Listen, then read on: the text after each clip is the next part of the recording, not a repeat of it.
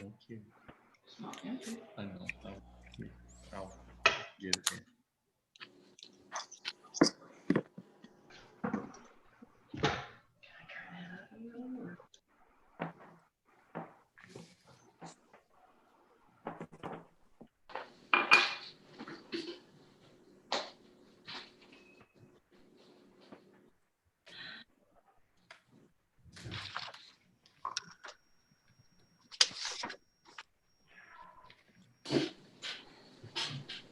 It's too quiet. Hey Debbie, where's Mike? You know what? I banished him to the back room. Oh, we miss our guy. All right, I can make him make an appearance and tell a joke. He went to the derm. He went to the derm today, and there was a ton of jokes. So, honey, Michael. Hey, Sam, good to see you. Good to see you too. Thank you, sir. Hey, Linda. Hey. You're chilling. Fair warning, I'm not responsible for anything that this guy says. Hey Mike, how you doing, buddy? I'm doing great. How are you, Neil? Mike is an honorary member of the DGN class. He was with us all through PETS last year, and we couldn't have done it without him. So thank you, Mike. Aww. Aren't you the sweetest? I vote for you for district governor. Too late for that. How about a second term? Yeah, no to that either. Or as well. If you do it right, once is enough. That's my philosophy. Well, Andy said that if there's any issues with my year, he'll come back and do it again. You know, I'm stuck Wow. doing that. So don't mess up, Neil. Yeah, I'll do the best I can. And no one gave me that, no one made that offer to me, and thank you.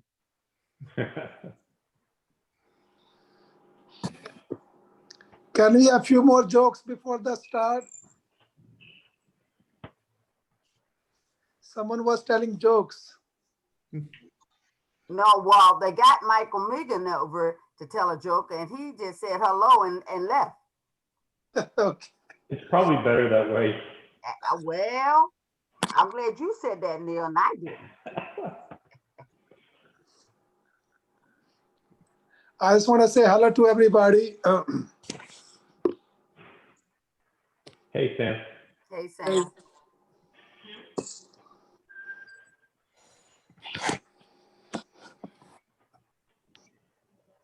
All right, I think we're ready. You ready there, esteemed colleague? Yeah, I'm sitting here checking. I see, okay, well, I let Michael in. Someone else I let in. I think it was Mallory. Okay, I think we have everyone. What time is it? 6:01? 6:01. Huh? It's 6:01. Ring the bell by now. Okay. Time. Yeah, we don't have a bell to ring, but that's okay.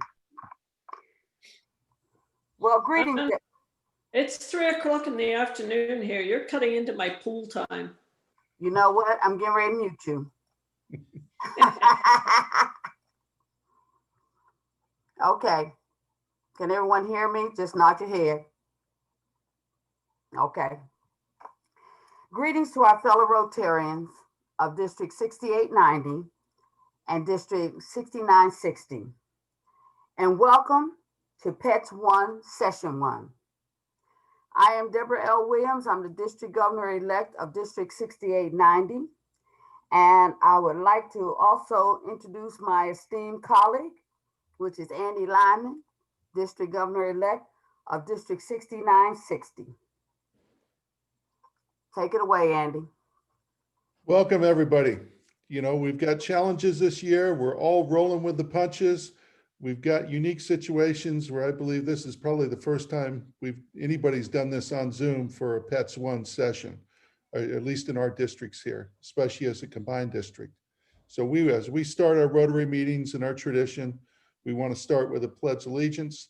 So as we figured out in Zoom, it doesn't work very good to stand, so everybody can sit, and let's give the pledge allegiance. I pledge allegiance to the flag of the United States of America and to the republic for which it stands, one nation, under God, indivisible, with liberty and justice for all. Deborah, you mind doing the invocation? Thank you, Andy. Everyone, please bow your heads. Father, we come to you with bowed heads and humble hearts. Father, we ask that you open up our hearts and our minds so we can receive your grace and mercy. And we thank you for the blessings that you have bestowed upon us today. Father, we please continue to heal the hearts and the minds and souls of the sick and infirm, our fellow Rotarians, and our loved ones. Father, please continue to protect the men and women of the armed forces, the first responders, the elderly, and our children. And last but not least, Father, please instill peace throughout our nation. We ask all these blessings in your son's name. Amen. Amen. You know, we've got a great program. Deborah and I, by happen chance, kind of came together and said, you know what, why don't we try something different? And we said, let's do a PETS1 as a joint district. And we went down and we, as hopefully everybody's gotten from the documentation, we're going to pair you up from areas. It's very difficult to have large Zoom meetings.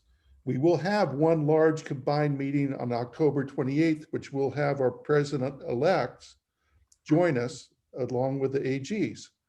It's easier to have the 20, 30 person meeting on there, which we believe you'll be able to have even less than that as you join your areas together. We've got opportunities to collaborate with each other, to get fresh new ideas, to put speakers in place that we may not have been able to received as just a district alone. We have our director, Peter Kyle, will join us here in a couple of weeks. On their large meeting, we'll have some direct training from DAC-DB. Mike Soden and Lynn Kelly will do some training in here. I know we're all getting fatigued of Zoom, but it's the way we can really beat this thing and prevail. We're finding new opportunities in our districts to really find unique ways to service our members. And remember, as you as district leaders are now in your job is to serve the members of our districts and the clubs on there.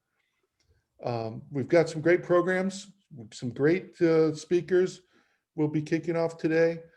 Thank you so much for stepping up into this leadership role. You know, there's one excuse I wanted to talk about. And sometimes the excuse is it's a volunteer organization, so we just treat it that way. I don't believe in that. Once you take this leadership role as a district leader, even though we don't get paid at it, we've got some obligations. So for some reason you can't fulfill that obligation, that's not any reflection upon you as a human being. There's things in life that happen where you may not be able to serve.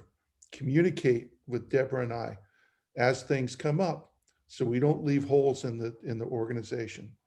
But thank you so much. We love you. We appreciate you. We can do great things. We've got through the trials of a pandemic. We're moving through those now. We can prevail and we can come out of this much greater organization. Deborah, you've got some words? Thank you, Andy. I appreciate it. And I know it's been difficult for us to come together. And as Andy said, yes, we're Zoomed out. This is probably my second or third Zoom today. And they're getting to the point of calling me the Zoom queen. But I think I have company with all of you. We're all in the same court together when you're talking about Zoom.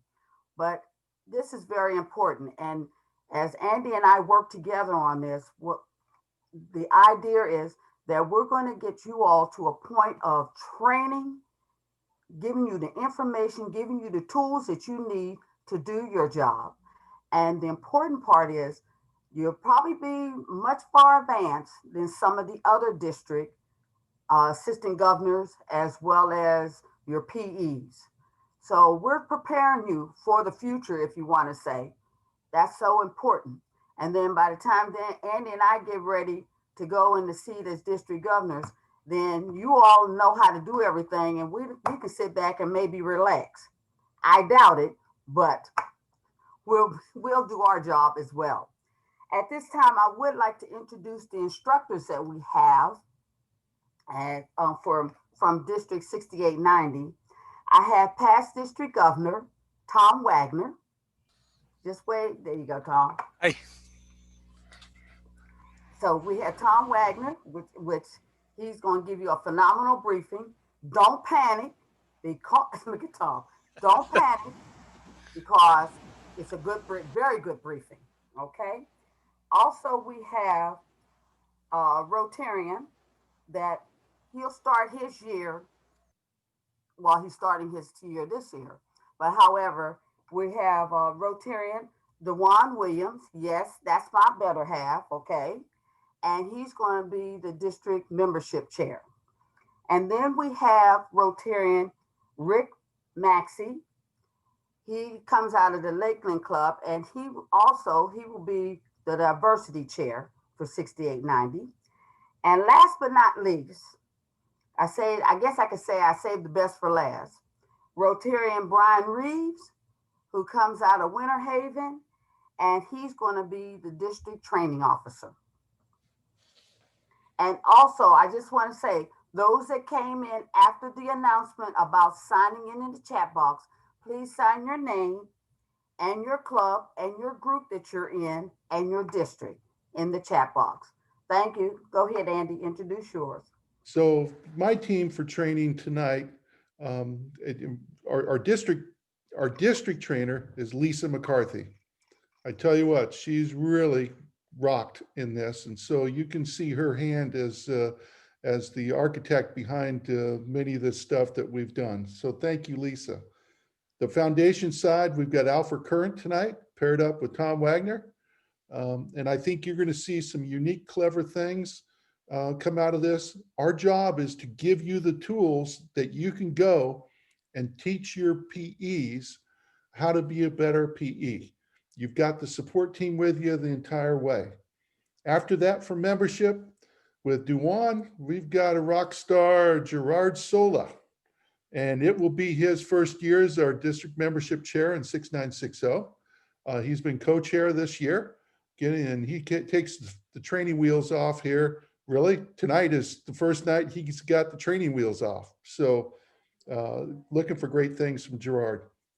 We have got a unique topic we're really going to dig in.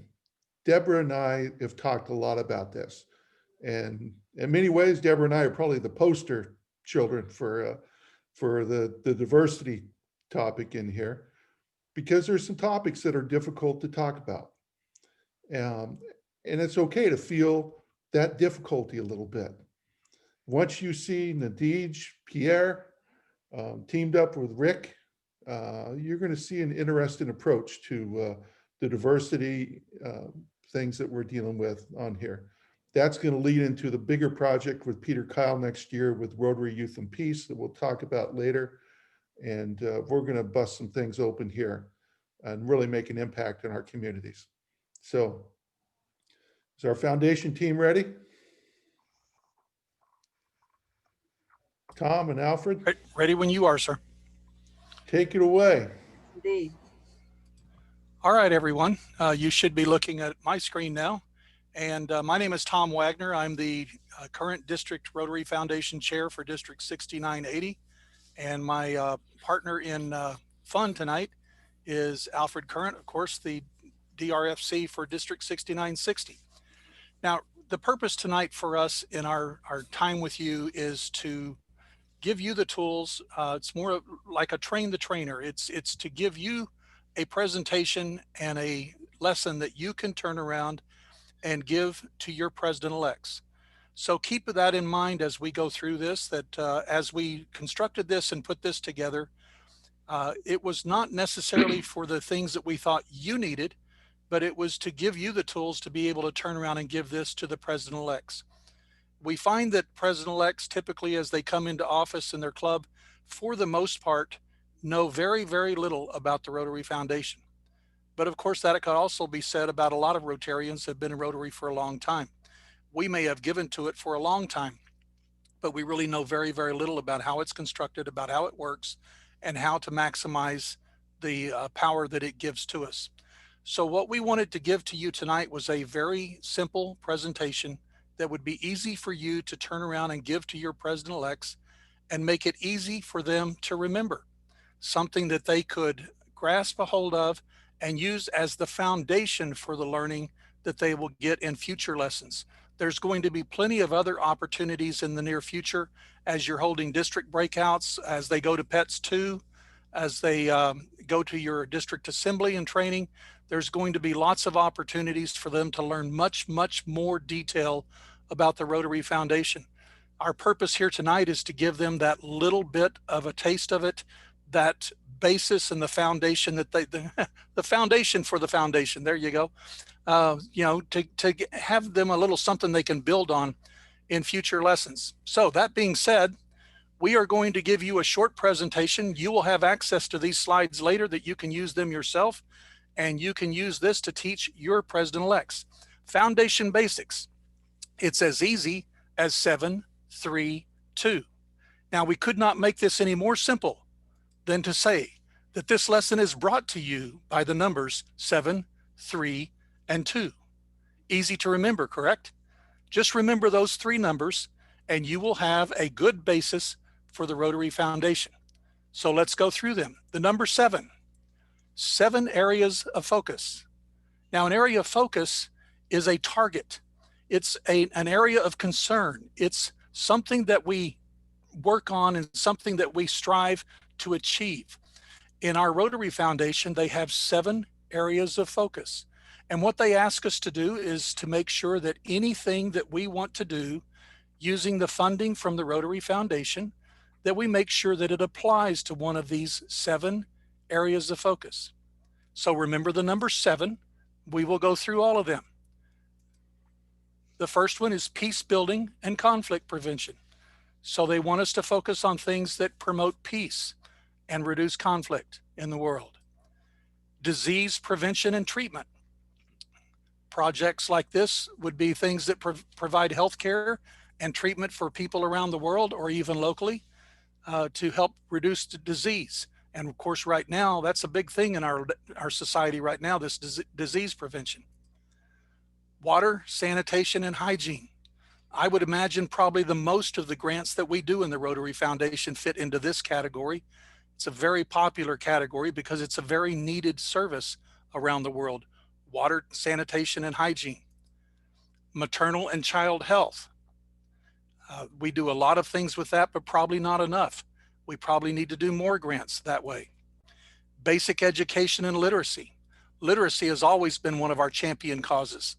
So it's only appropriate that it would be one of our areas of focus. Community economic development, going in and helping depressed areas, increasing their economy, helping people get a job or create an industry in which they can make a living. And then our newest area of focus is supporting the environment.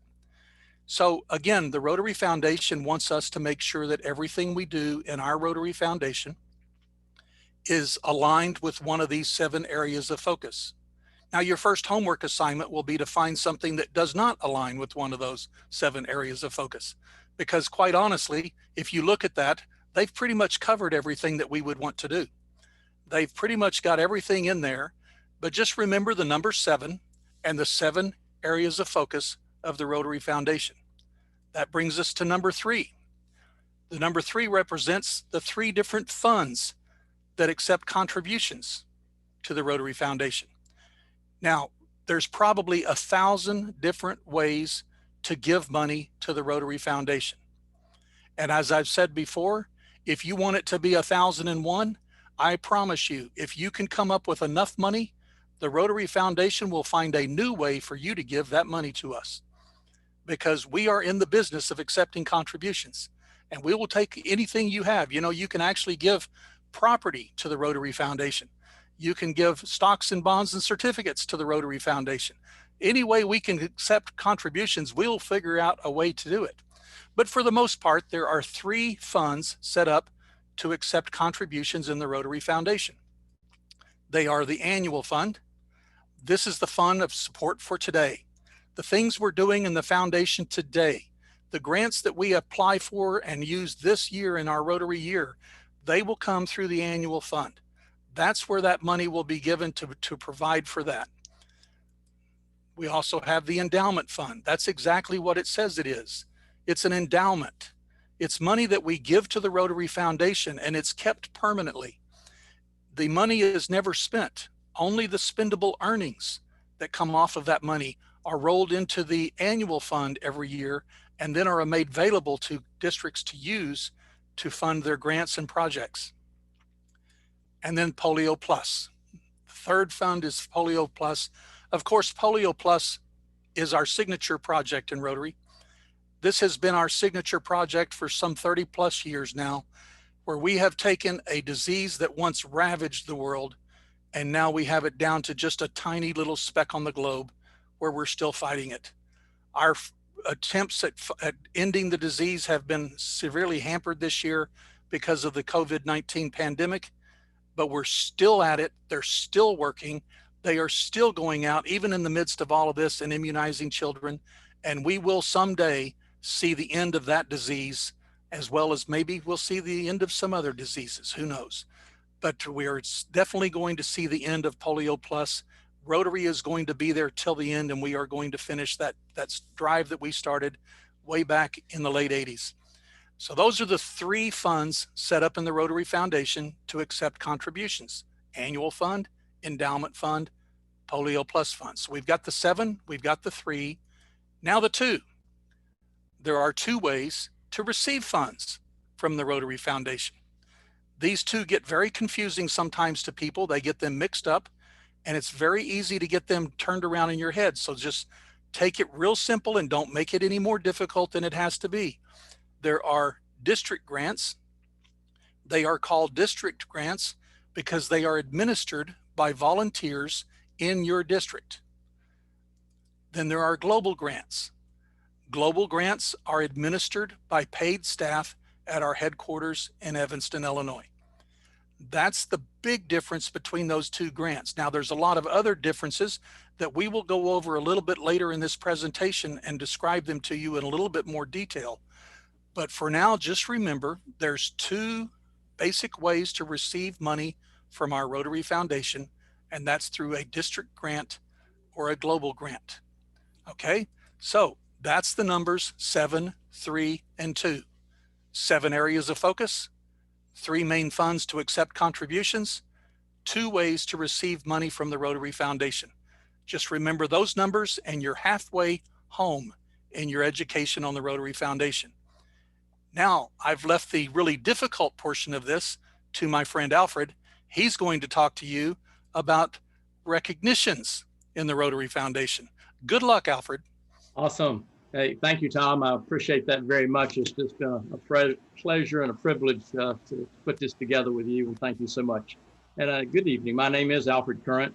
I'm a 3rd-generation Rotarian, originally from Gastonia, North Carolina. I've been a member of the Rotary Club of Inglewood since April of 2013.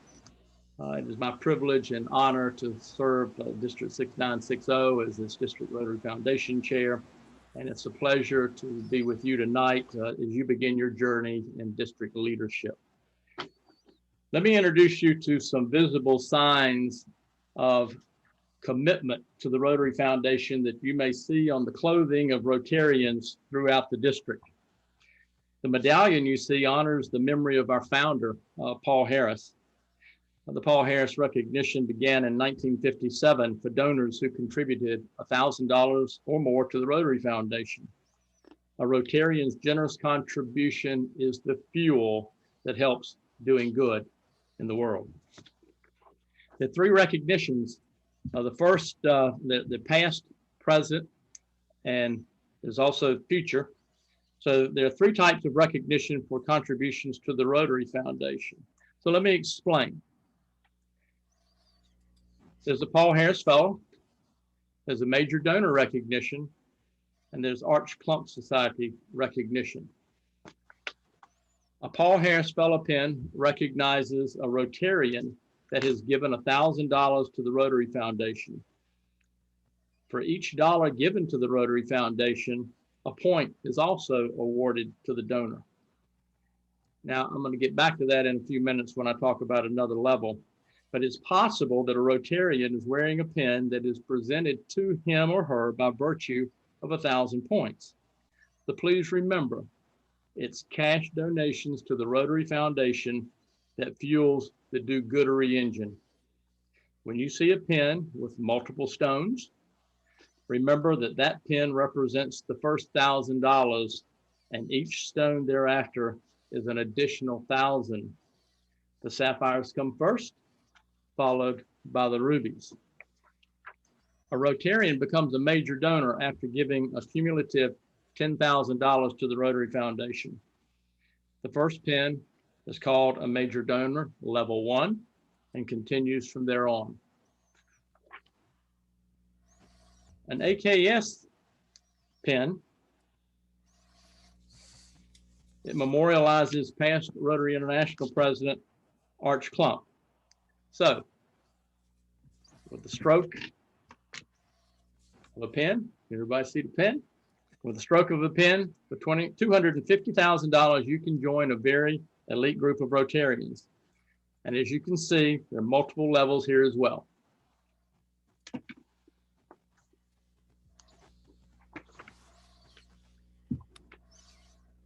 There are two future recognitions. There's being a benefactor and a bequest society. The Rotary Foundation recognizes two future levels of those contributions.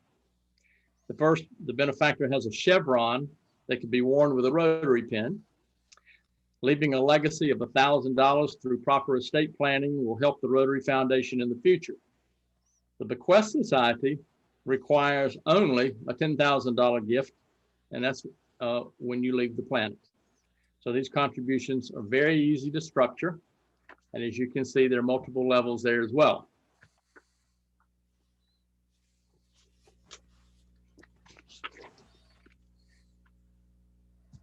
The now recognition. We're going to talk about the now recognition, and that's really what I want to help you understand tonight. It's the get her done strategy. Y'all know about get her done? That's a North Carolina kind of thing, get her done. And it is probably one of the single most significant thing that you as an incoming AG can help in your particular areas with your club president-elects and your foundation chairs. And so I'm going to go off script just a little bit to talk about that. I mentioned a minute ago, it's possible to become a Paul Harris Fellow. And what you get for that is a pin. And you might have gotten that pin 10 years ago. And that's all the money that you ever gave. And in some situations, people are wearing those pins and they got it because somebody gave and donated some points. That's all good. It's a good foundation. This is a foundation about foundation. And so what I want you to understand, however, is the way that you can help grow the Rotary Foundation and with your foundation giving is to encourage what we now know is the Paul Harris Society. And what that is when a Rotarian makes a commitment to give $1,000 per year. That's the now recognition. You're getting it done now. You're getting it done every year.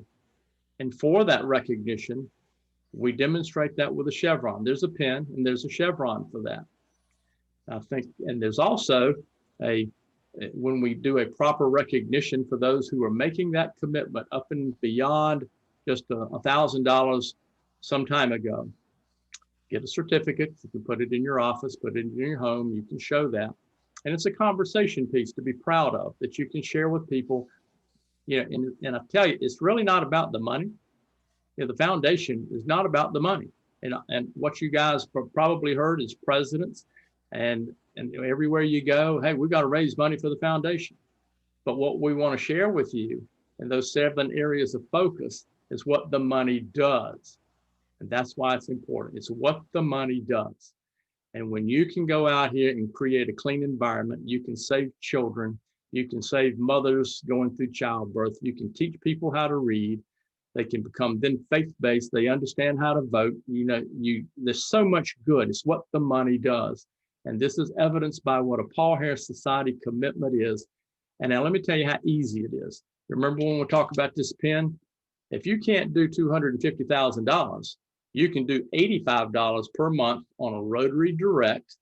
All you got to do, check the box, foundation. We'll be glad to help you and teach your president-elects how to do that. And then they can then in turn teach their Rotarians in their club how to do that. So Rotary Direct, $85 per month. Now let's do the math on that.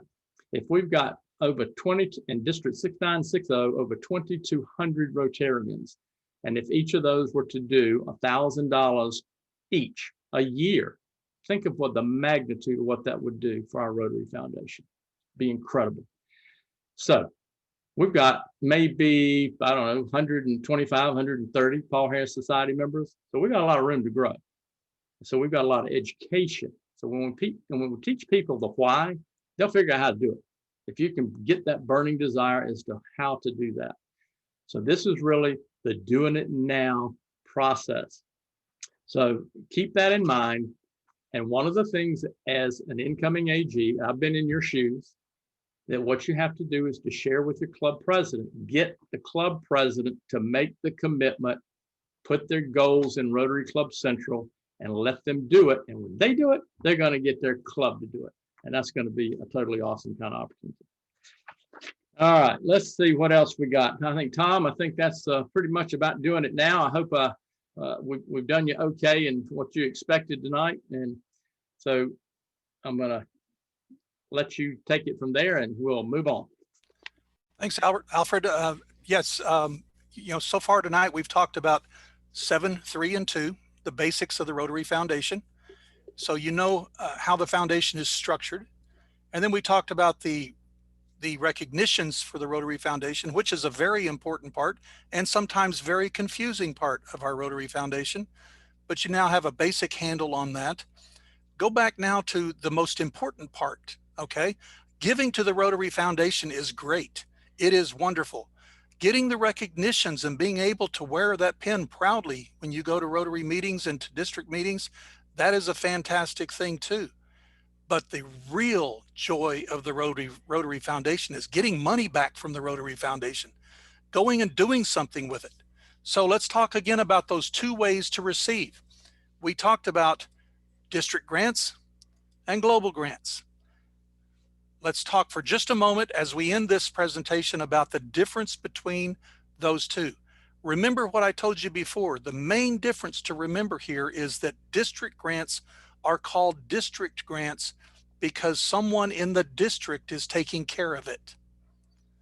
Global grants are global grants because the headquarters, the worldwide headquarters, is taking care of it. That's the easiest way to remember the big difference between these 2 grants.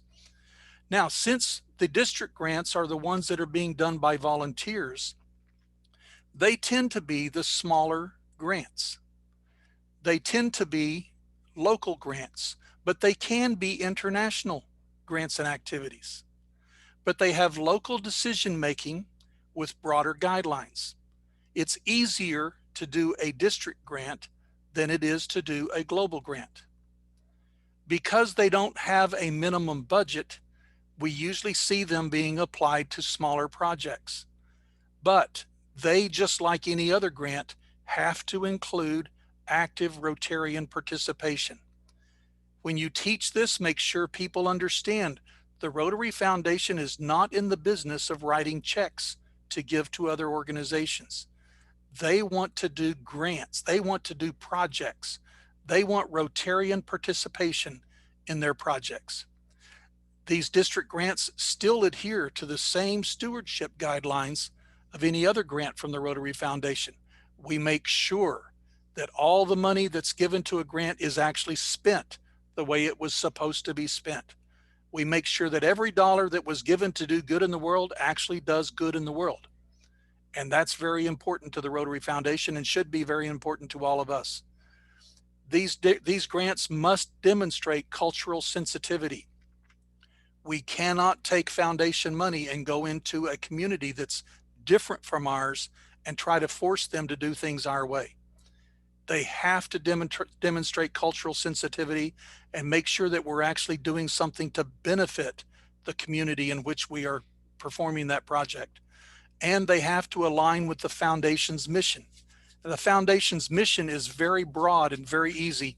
It basically says that the Rotary Foundation is there to fund Rotarians to go and do good in the world. And so as long as you're doing something that aligns with that mission, you can apply that to a district grant. Every district, because they administer these, every district will have its own guidelines on how to do that. So we won't cover any of that tonight because you will get that in a future lesson. In a future training, we will go over the actual way that you administer those within your district. But just remember that a district grant, you're going to be talking to someone in the district. Alfred, you want to talk about global grants? Thank you, Tom. Global grants have a threshold of $30,000 to begin in a grant. And it's all predicated, as Tom mentioned, the 7 areas of focus and to experience the cultural sensitivity in a given community. And the first thing when you are talking global grants with your clubs is that it's going to require a community assessment. Okay. And so once it aligns with an area of focus, the community assessment is done because that's going to be paramount for what Rotary International is going to judge this on. That if it doesn't make sense, then they will reject the grant. So that's what you really need to understand. If you write that down, it needs a community assessment. It's got to take care of a good need. And here's one of the interesting things that we found in District 6960. We have a club that says, hey, I think we're going to go over and do this in another community, and this is the project we want to do. And so they had the belief that they could change something that they saw that in America that they wouldn't tolerate. But once they did the community assessment, they found out that there was actually a different need, and that's what they ended up going with. So be cognizant of that. Also, like a district grant, it's hands-on. You know, it's a little more tricky because you've got to deal with folks in another part of the world. Oftentimes they don't have internet connections. They have a different time zone. So it might be 3 o'clock in the morning, our time, and in the afternoon, their time, and trying to get them there. So, but you got to include community and Rotary participation. And it's a good thing when people are doing grants to get the stakeholders within that community if you're going to do it offshore, somewhere in the world. Global grants have to strengthen knowledge, improve skills, and take care of resources. And it has to be sustainable. This is one of the things that the Rotary Foundation looks at. They don't want you to just go build a water well, stick a pipe in the ground and walk away from it and come back and 2 years later and it doesn't work. It has to be sustainable, and you have to have some buy-in from the community that you're going to do your global grant. You also have to have some measurable results, and that's part of doing the community assessment. It will force you to say, if we do this, then this is what we expect. And then you can measure it from point A to point B and to see if you're having that success. And let me also throw out a word of caution when you have your clubs that are out here doing global grants. Any of those clubs that have grants into play right now, be sure that their reporting is up to date, because otherwise, if you don't do that and don't take care of your paperwork, Rotary International will cut your foundation spigot off and you will not get any money until you fix it. So just be aware when the planning process that the committees that you get involved in doing global grants, that you've got enough to sustain it and keep it going on. So I think with that said, global grants are fun. There's a lot of more information. It's kind of like drinking out of a fire hose. I've been playing with this now for over 1.5 years, and I know about this much. And so we're here to help, but we know where to go find the answers. So let us know anywhere we can help. And the nice thing about this collaborative effort between districts is, we've just expanded the resource pool. We've just doubled our capacity and what we can do. And working together, I mean, who would think? And you stop and think about a global initiative that over 35 years ago, when somebody said, we're going to go to the Philippines and we're going to inoculate over 6 million children, and we're going to take it from there and eradicate polio from the planet. And here we are with maybe less than 100 cases in 2 endemic countries, Afghanistan and Pakistan, and we're almost done. So we are this close. You guys are the linchpin for making this happen in 2 districts that could very easily push us over the top with the funds that we need to have. So congratulations. And I know you guys are going to be awesome, and I'm cheering for you. So be good. With that, Tom, I'm done. Ladies and gentlemen, thanks for giving us the opportunity to talk to you tonight. There's our email addresses. If you have any questions, have any concerns, we'll be available to you all the time. You'll find us in your DACTB, just look us up, or in your district directory if you have that, or just you'll have these slides later on. As an assistant governor, you're going to have these slides. If you have any questions or you get a question thrown at you that you do not know how to answer, you don't have to know the answer to everything, because you have the resources to go and get the answer. Just come and talk to us, and we'll help you any way we can. District Governor-elect Deborah, District Governor-elect Andy, thank you very much, and we will turn it back over to you. Thank you so much, Tom and Alfred. I can tell you something. I've been around in Rotary 20 years, and that distills down a simple way of dealing with the foundation that I really never have heard, and that's a powerful tool. Let's do real quick. If there's any questions out there, you can unmute yourself and jump in. Do we have any questions for Alfred and Tom? Hi, Andy. This is Sam. I have a question about the 7 areas of focus. I know that number 6 was about the economic development of your areas. I see a big problem of the homeless, especially in my areas. And I'm sure this problem is not only in our area, it probably is all over the US, maybe many parts of the US. So is there something like we are also can look into that areas also? What can we do to help out the homeless people, or how can they be better trained, make them better people? I think Tom put it pretty well. If you find a problem, look at the 7 areas of focus, and chances are you can find areas, opportunities inside there. So from a hunger standpoint, from a health standpoint, from an economic development standpoint, so it's using creative ideas with those 7 areas of focus to go through that. I don't see us focusing on like one particular area like a homelessness, when we have a very broad, diverse 7 areas that we can apply to that, because it may be an economic education literacy issue with homelessness. It may be hunger. It may be health on there. Tom, I know you put it pretty well there.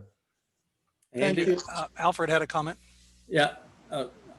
We all need to keep in mind that when we think about global grants, we always think about we're having to partner with a Rotary Club somewhere in another place across the world. Think about this. What would happen if you were to become the country in which that grant is done, and you have an international host or international partner from another country? That there's some of these Rotary clubs that have a lot of money, and they would be very proud to do a project in the United States of America. So get outside the box that we as clubs here have to do something beyond the borders of the United States of America. We can actually have one of those events than to come on our own soil. Okay, great. Thank you. Also, if I may, excuse me, if I may add, in conjunction with what Alfred said, Sam, you know, there is a saying that charity starts at home. And I've always said that I have the love and the passion in my heart to help.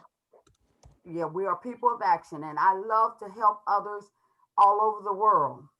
But sometimes the need is at home.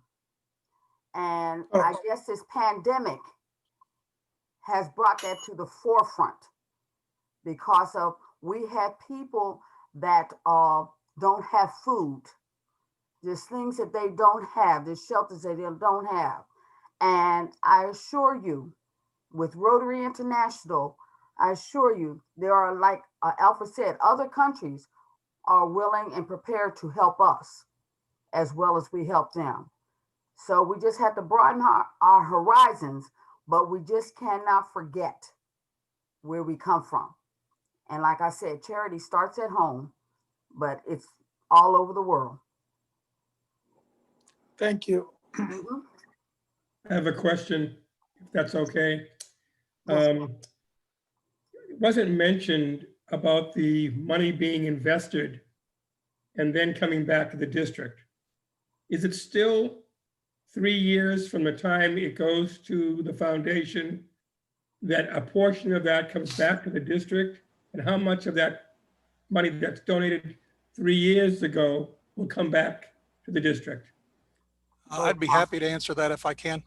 Thanks, Tom. Because there's a couple things about it that that need to be pointed out. Yes, when you give money to the annual fund, that money is invested. It's not immediately put into a fund to be spent. It is invested, and it doesn't actually come back in 3 years. It comes back on the 3rd year. So pay it. That seems like I'm saying the same thing, but I'm not. It comes back on the 3rd year. And so some of that money has been invested for 3 years. If it was given in July at the beginning of the Rotary year, some of that money has barely been invested for 2 years if it was given in June, as most clubs like to give their money. And I point that out to you because as assistant governors, please encourage your clubs to give their money early in the year, not late. It actually is going to have a greater return, see? And we're doing an advantage to the foundation. The foundation uses the spendable earnings off of that money that's invested to pay their administrative costs. That helps us to be able to put more money to the actual project and program. On the 3rd year, that money comes back to the district. 50% of it comes back to the district as district designated funds. We call it DDF because Rotary's really big on acronyms, but it's district designated funds. And it's called that because they're funds that were designated to go back to the district. See, we're not real inventive with this stuff. It's just district designated funds. The other 50% of that money goes into the World Fund and is there to match district designated funds when they're given to a program. So you can literally give money, have it invested for 2 to 3 years. On the 3rd year, that money comes back. You can take the 50% that came back to your district, apply it to a global grant, get a 1-to-1 match from the World Fund, and they just gave you back every penny you paid before. That's the magic of our Rotary Foundation. That's the reason I asked the question, and I really appreciate it that you gave me that answer, Tom. Thank you. Thank you. Anyone else? So we've got an opportunity for, if we take a 5-minute break, those you need to run to the restroom real quick, grab a bottle of water, and we'll start back up at 10 till or chat amongst yourselves. Mm-hmm.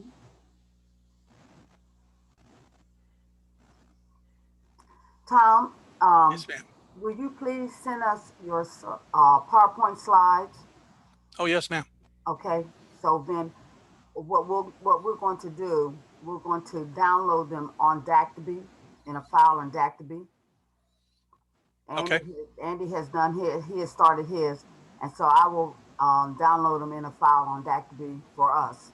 And so our AGs will have access, anybody will have access to it. Okay. I'll put in district files. I will send you a link to the presentation right away, but what I'm going to need to do is go in and downsize some of the graphics. The recognition graphics that I used are actually quite large.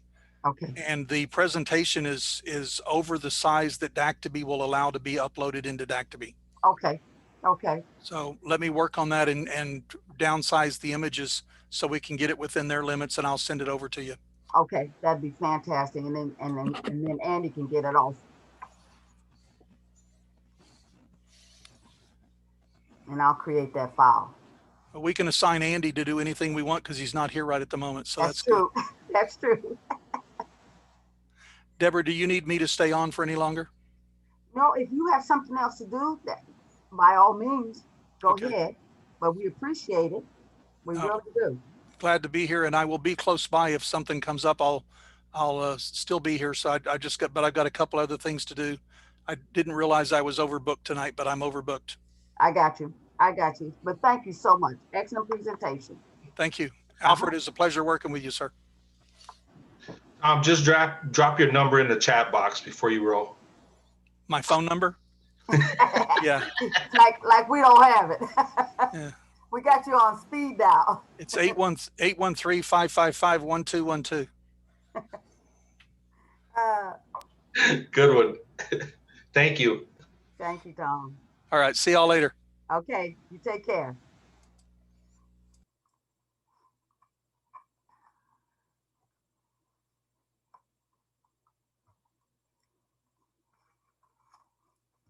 Hi, Olivia. How you doing? I'm good. Sorry, I had to unmute myself. How are you? Great. Doing fantastic. Can't complain. I have to get with you and John at some point in time. Talk to the both of you. Uh-oh. Yeah, uh-oh. You see, John didn't respond. Olivia understands, but John didn't respond. He's better at hiding it than I am. I know.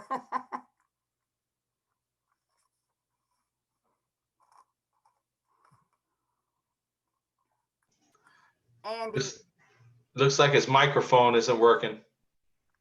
What a benefit. It's a bonus. Yeah, see, he's laughing. I hear him. What was that, Deborah? You were saying? Tom had to go. He had some other commitments to do, but I asked him to send his slides to us, and what he's going to do, he has to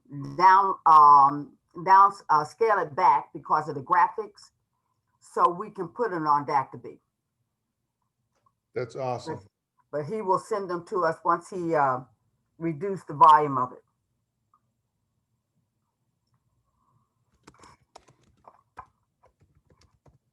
All right. I think we're 10-10. Absolutely. Duwan and Gerard.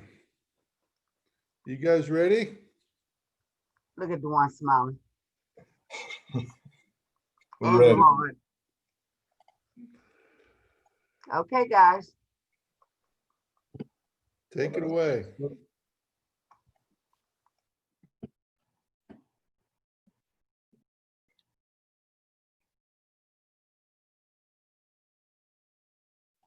Duwan, you there? Hey, good evening. Dwayne Williams here. And of course, Gerard and myself will have membership. So we're going to give a small introduction and let you know who we are. Of course, most people already know I am retired U.S. Army military. I came to the Rotary in a small southern town in Granite City, Illinois. And I'm a current member of Fishhawk Riverview Rotary Club. I've been a Rotary member for 17 years. And it's great to be here with all of you. I'm Gerard Sola, DMC for 6960. And as you'll see from these two pictures, I guess I'm the second best looking DMC for our two districts. And I'm excited to share some information with you tonight, again, as a high level for you to be able to present to the presidents. Take it away, Dwayne. Gotcha. What we're looking at here is a slide of Paul Harris, 1935. And what he says, the world is a changing world. And the world still so is changing. There are many things that has changed and it will do so continuously. In 1935, polio was still around. And today, you know, we're looking at multiple type of pandemics that can happen when you talk about the flu, Ebola, and now we're looking at COVID-19. Communicating wasn't easy in 1935 also. You know, you were looking at probably mail, phones, maybe occasional teletype. I'm quite sure they were still around. But things have gotten a little bit better in 2020. You know, we have a multitude of media which we can, you know, connect and communicate and talk to one another. Email, text, Zoom, WhatsApp, you know, I can name a lot more. Also, we had in meetings, but of course, some of our in meetings were cut short because of the COVID environment. New technology is now, of course, connecting us.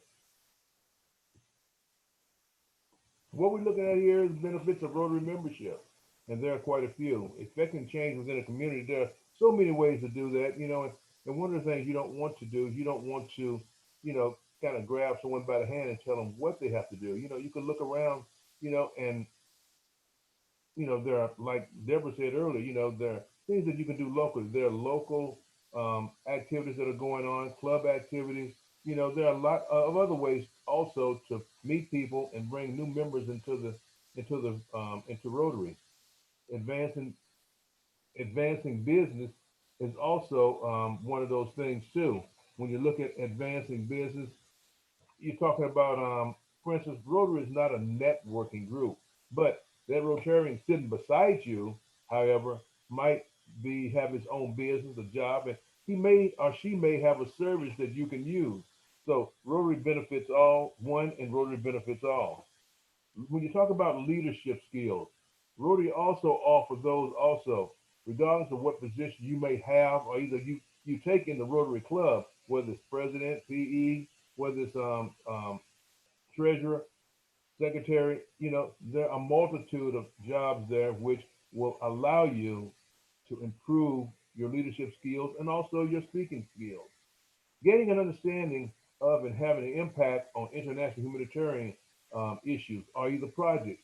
You know, I'm not going to try to state what each and every club may have, but clubs know what projects they have, and that allow you to get out and about and internationally and help other people. But in this period we're in now, like we stated, you know, a lot of those activities can be used here at home. Also, Rotary opens opportunities. There are many opportunities for you to share and enjoy Rotary. And one of those things is meeting people. Friends in Rotary. What we're looking at friends in Rotary is the fact is that there are a multitude of things that goes on. Friends in Rotary can be one or two or three things that you can more or less concentrate on. Business relationship, professional growth, personal growth. The biggest thing I think is engagement. There are many, many, many ways that you can engage other people, bring people into the atmosphere of Rotary. One of the things I like to look at more or less is, you know, you wear that hat, you wear that pin, and it strikes a conversation, and also it heightens that impact when you're talking to someone within the community, within the store, you know, or wherever. Community relations, I need not say any more about that. I'm not going to grab your hand and guide you on that. Communications is important, and that's one thing that you might want to look at developing even more. For many Rotary, it's a lifetime to socialization. It's definitely so important for each one of our clubs to ensure that we're all offering as many of these items that you see to our members as possible. Each and every club member is not the same, and each has different passions or areas of focus that they're all passionate about. Diversity, equity, and inclusion is one of the most important aspects of what makes clubs thrive. It's especially true as it relates to the vocational makeup of club members. A club with 50 attorneys is not as exciting as a club where each and every member has a different background and different experiences and can bring different things to the clubs. Having vocational diversity as just one example ensures that the projects and programs that we're all taking part in are that much more powerful and impactful. We need to ensure that the club venue, our time that we're meeting, and the meeting structure is most effective for our members. If our members aren't engaged in our meetings, then there's no doubt we're going to lose them. We also need to ensure that everyone's passion, their ideas, their strengths, they're heard and they're utilized across the board. We should always be surveying our members to ensure that our club, the projects and programs that we're doing each and every year, that it's pulling at their heartstrings, and we're not simply just standing up in front of our club at the beginning of the year and saying it's time to do this project again, and everyone nods their head, and it's just because we were doing it for years past, and it might not be a passion of the members in the club anymore. So making sure that we're surveying those club members and we're delivering to those members the projects and programs and environment that they want and that are pulling at their heartstrings is one of the most important things. We always need to reevaluate our clubs to make sure that we're hitting on all cylinders across the board. When it comes to membership, we need to find the best potential new members who will drink the Rotary Kool-Aid and who will be engaged. Too often, we get tied up with just trying to hit numbers of how many new Rotarians we want in our clubs. Yes, numbers are important, but we need to make sure that we're bringing in quality over quantity. We need to make sure that we're vetting all of our prospects, ensuring that they're the right fit for our club's makeup, our club's culture, the meeting time, making sure they understand the passion and the projects, the programs that we're doing to make sure that it's going to be a fit for them. If we spend the time up front to make sure that we're getting to know them better, we might find that our club is not the right fit for them, and we might see that they might be a right fit for another club in our area. So bringing on the right people will clearly make our club stronger.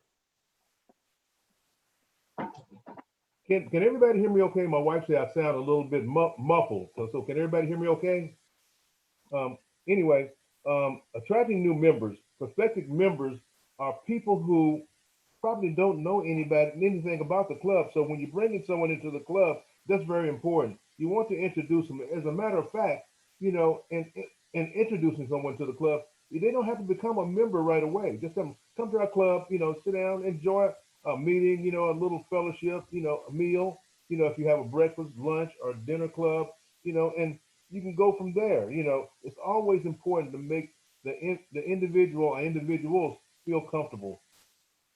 Relocating or returning members. These are members who may have left the club, gone somewhere, moved out of the area, and you will find someone will return. And what they would do is they would probably want to get back into club meetings in the club they were in, or they may want to go to another club. You know, it just depends on the people and the members, or either new members on how they want to come back into that sphere of Rotary. Also, member referrals. It is very important to follow up on those because we don't want to have a prospective member out there. We don't follow up on the referral, and that possible member becomes disinterested and decides to not join Rotary, or either to join another organization that will come to them at a heartbeat when they are inquiring about joining up. You will find too that during this COVID period that a lot of people have been getting out, giving up their time and donating their time and trying to help others. It's going to be I would say it's going to be, I wouldn't say easy, but once this period is over, you're going to have people who are going to be looking for other areas to help in the local community. You know, so that would be another way of probably picking up new members or either referrals.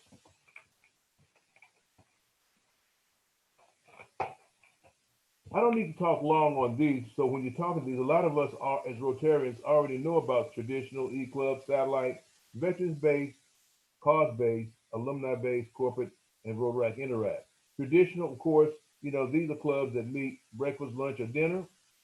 E-Clubs, they meet online. If you're in a traditional club, you can do a makeup at an E-Club, or you can do a makeup at a satellite club. A satellite club is normally a satellite from an additional club that meets on a different day, okay, in the evening, or either sometimes it can be at noon. These are for members who cannot make the traditional club meetings due to family obligations or work or what have you.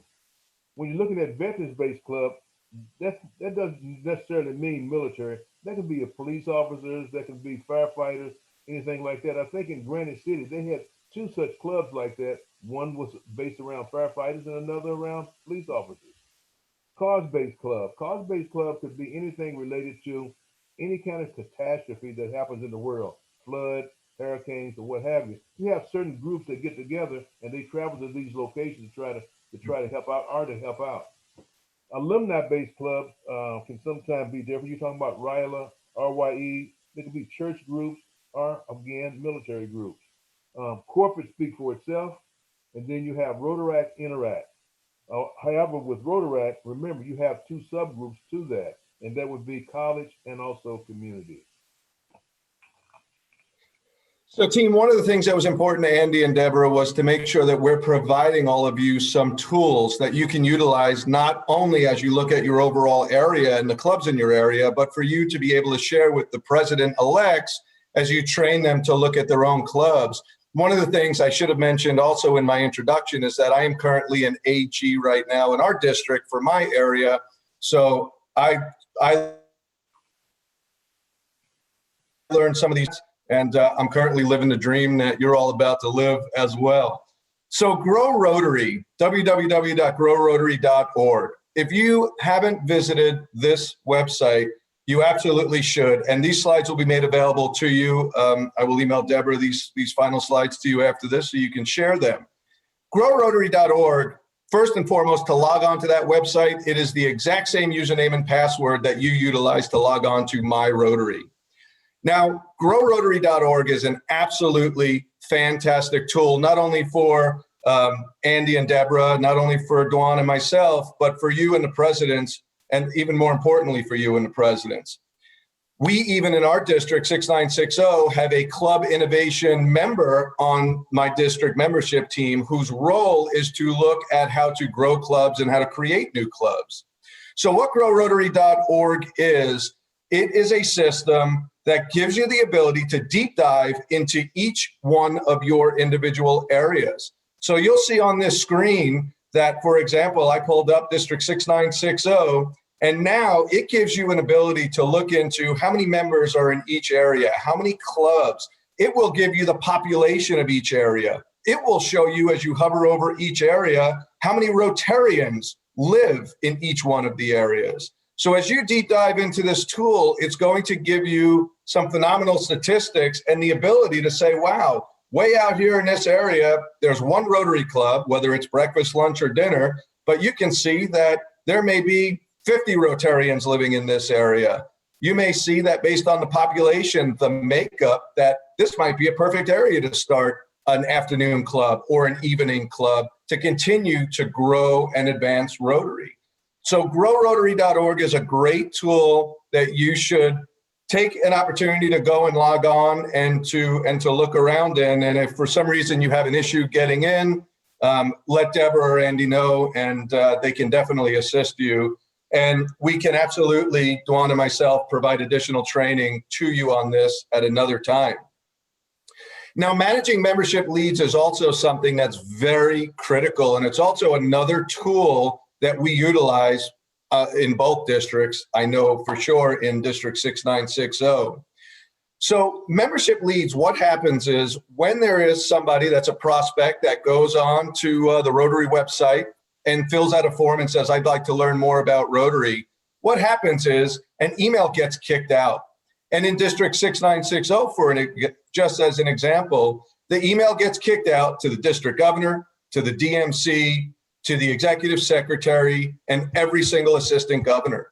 The email is pretty straightforward. It's going to say that there's an individual in this area that has requested information on Rotary.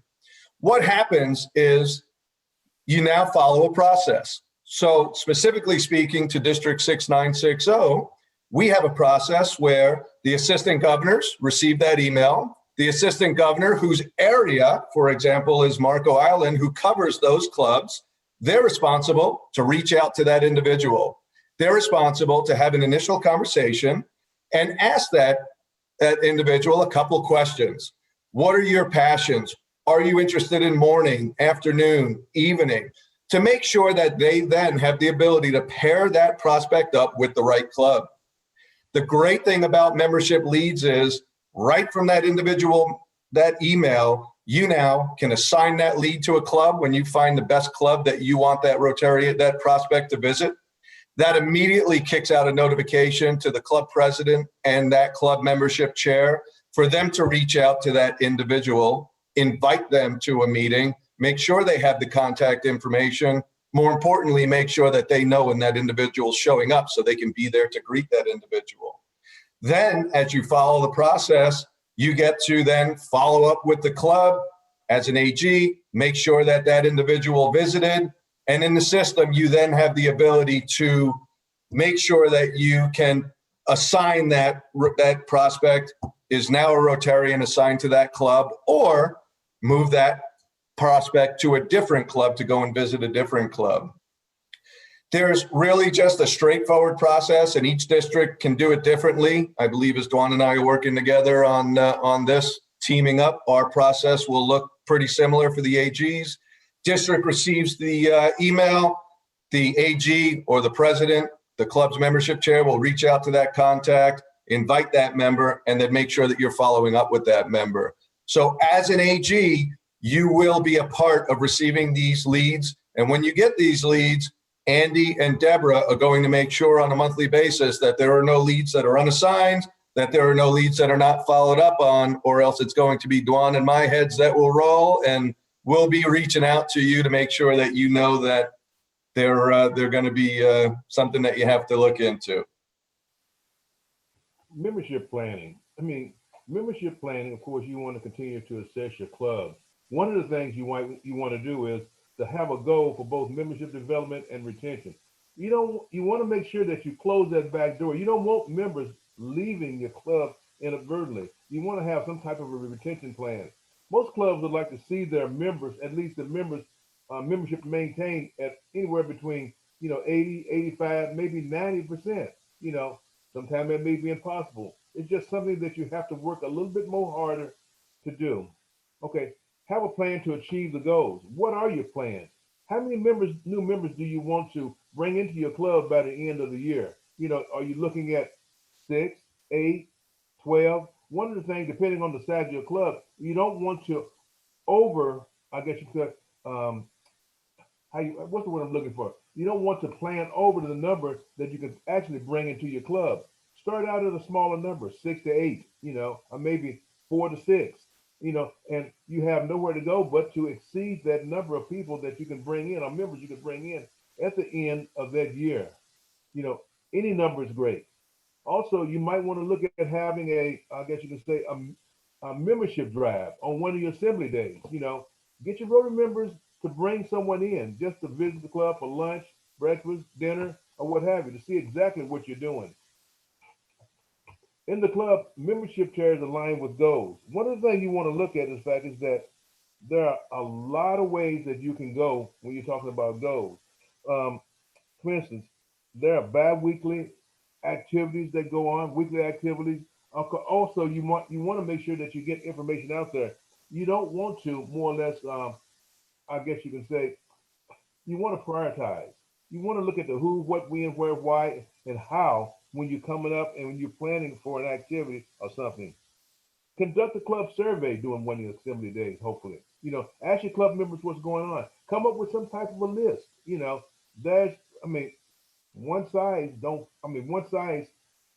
doesn't fit all. I guess you can say, you can juggle these priorities. Assessing each one of the clubs is critical. You want to make sure that your club is assessed.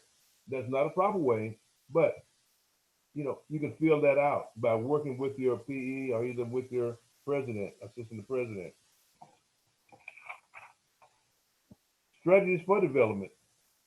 There are many, and so I'm not going to take too long on this slide, but study your members' vocations.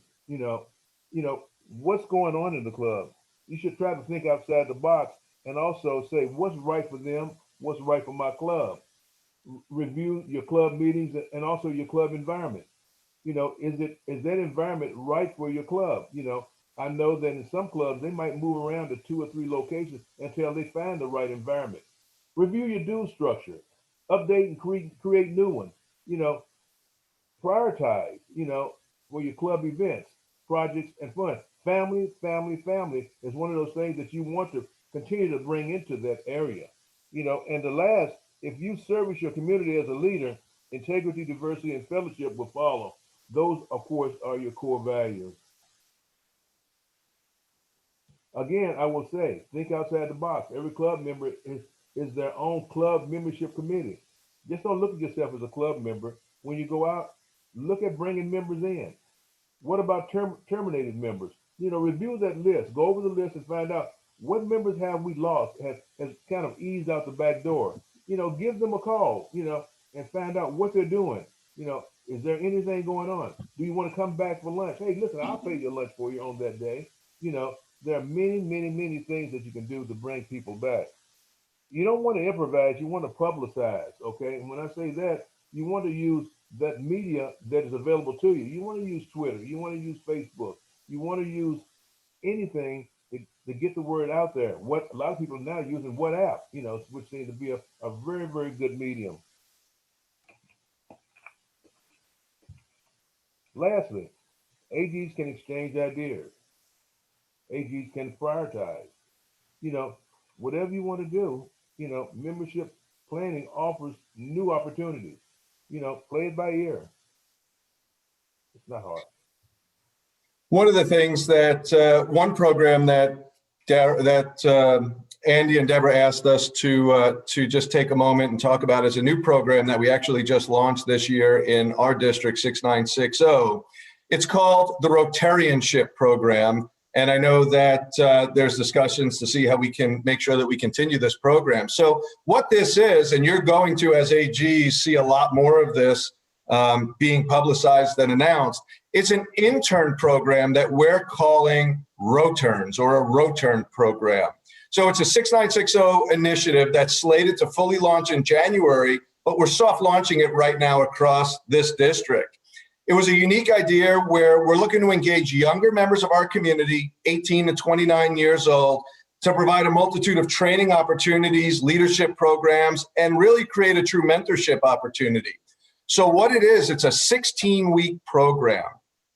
These people that come in, and what we're trying to do is have each club have one of these Roturns for 16 weeks to go through a program. What they get is they get a full 1-year membership to the Rotary Club. All of the Rotary training and modules and programs are made available to these Roturns, including our partnership with Toastmasters. They will have access to all of that as well. Additionally, based on those Roturns' vocation of interest, if you will, we want to create a mentorship program. So we want these young individuals to come in, and 2 weeks out of the 16 weeks, we're going to create a mentorship program. So whatever their vocation of interest is, we're going to find club members where these individuals can go and have real-time on-the-job training with Rotarians in their businesses, because the ultimate goal of this program is not only to engage the younger community members, but to provide the valuable leadership and community training to them, and to utilize the existing members in our club of all ages to provide the mentoring, experience, and the guidance to these individuals.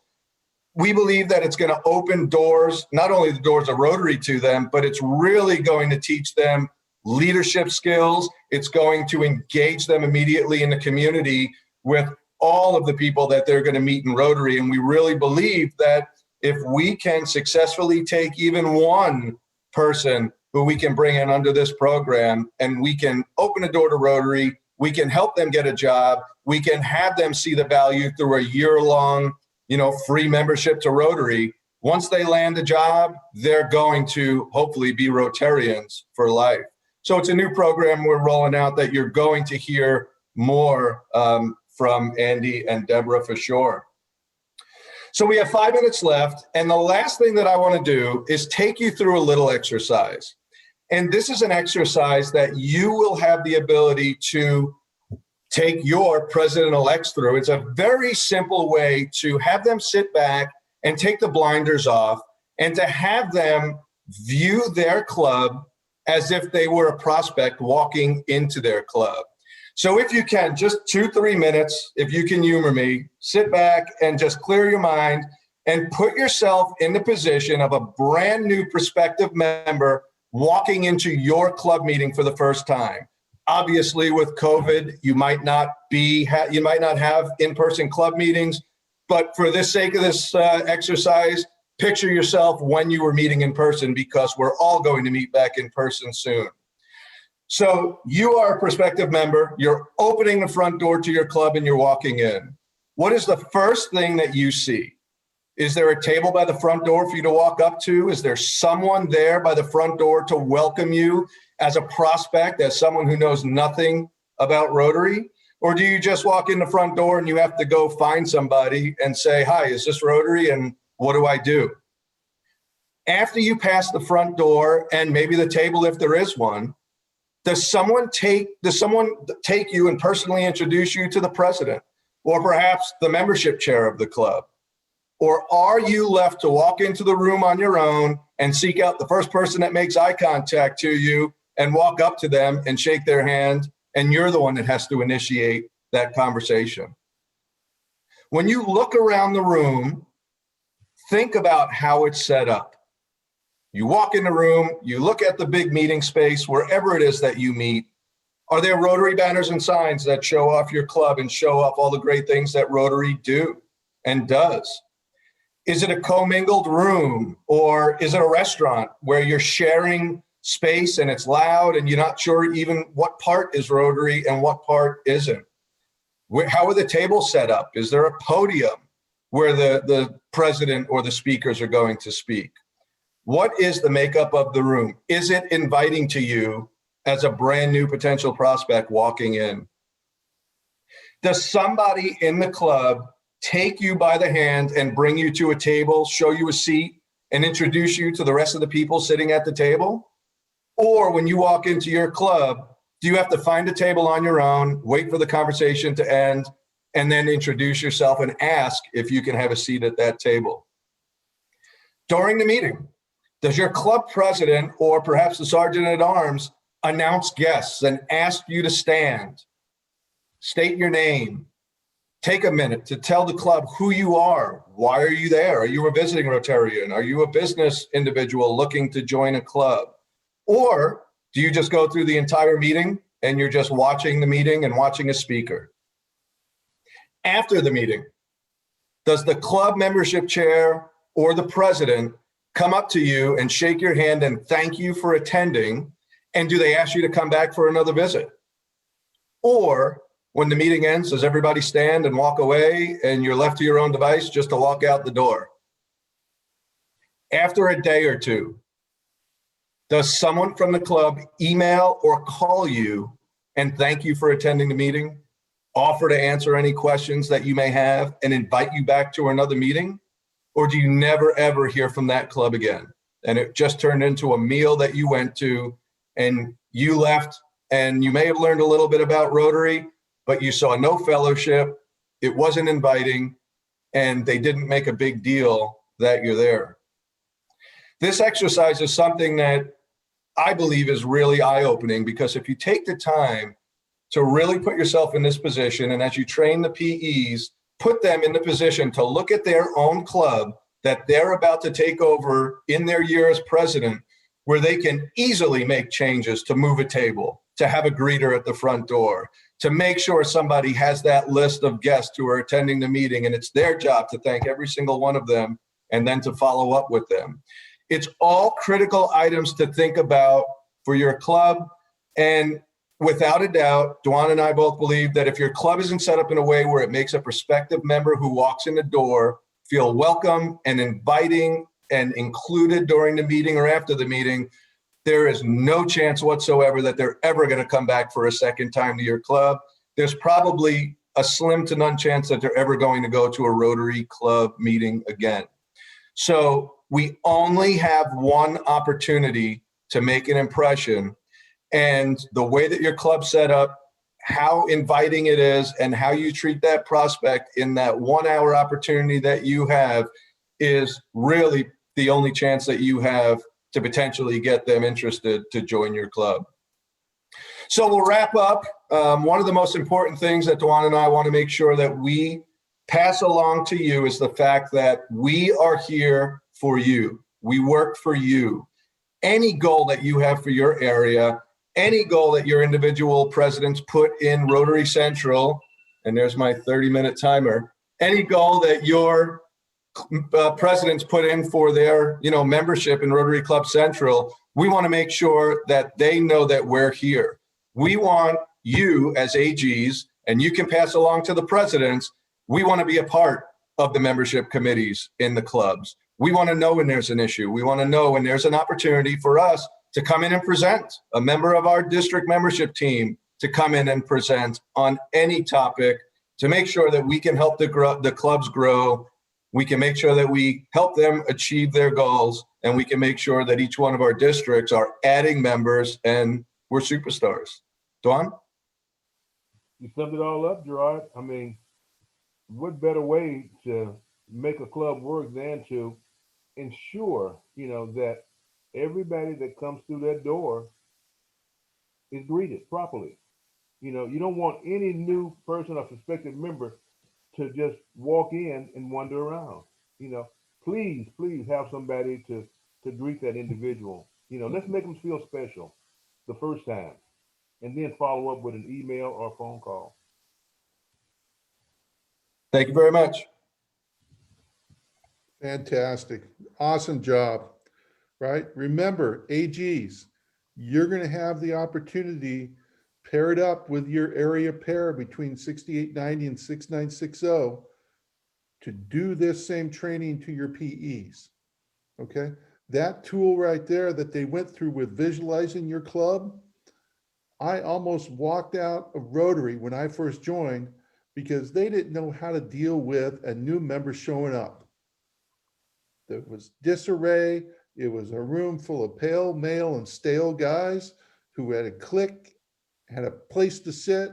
I couldn't find a place to sit because I was sitting in somebody's seat. That ain't who we are, right? You're right on point there. Dewan, Gerard, thank you so much. Deborah, you want to weigh in? No, both of them. Thank you. We appreciate it.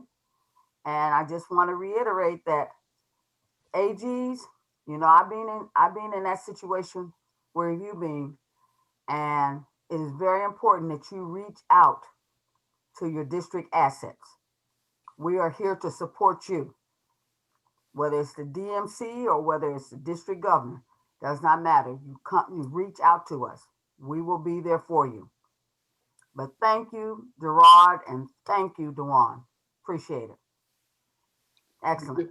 We've got is there a couple questions before we move on to diversity? Anybody got any burning questions? Go ahead, Michael. Michael. No, I was just chatting with Mallory here, and I know there's some challenges that we're facing with having staying on Zoom or going back live, and trying to have that hybrid meeting. There's ways to get around that. So if y'all need help trying to figure that out, reach out to us. We're on DACTB, and I really want to get back to having face-to-face meetings. And if somebody's uncomfortable doing that, then set up a Zoom so you can do both, and everybody can be happy. Yep, and we do have a hybrid meeting topic for next week, too. Anyone else?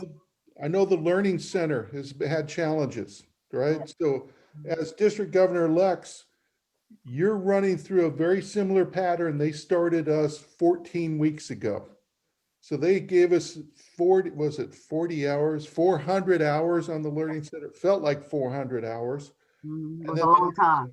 Crashed when they went on there, and it was frustrated, and they reported every minute when we weren't there. By the way, Deborah and I get a report on who watched those videos and who didn't watch the videos. Yes. The Learning Center.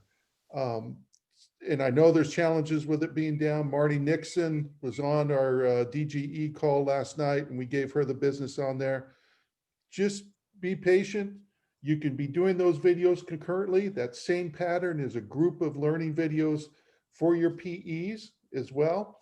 They're powerful. They cover topics that it's difficult to cram into a Zoom meeting like this. So it's well worth doing it. At first I groused about it, but then I was really happy I got it done in there. So there's some nuggets of information inside there.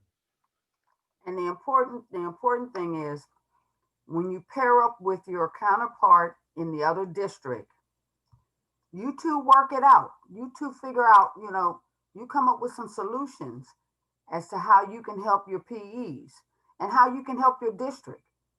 As Michael mentioned, about the hybrid meetings, there's various things, but the Learning Center I'm with Andy all the way. The Learning Center, we're like, oh my Lord, we got to do the Learning Center. And I mean, that's our instruction. That's what we had to go through, you know, for district governor elects. We all had to go through that. But I assure you, once you get in there, once it's running correctly, once you get in there, you'll get addicted to it because the answers, the information is there. And some people are visual. So if you see it, you can almost like touch it, you can understand it better. And then if there's questions that you have, you can go on the Learning Center, you can ask the questions, or you can come to us. Okay? Thank you.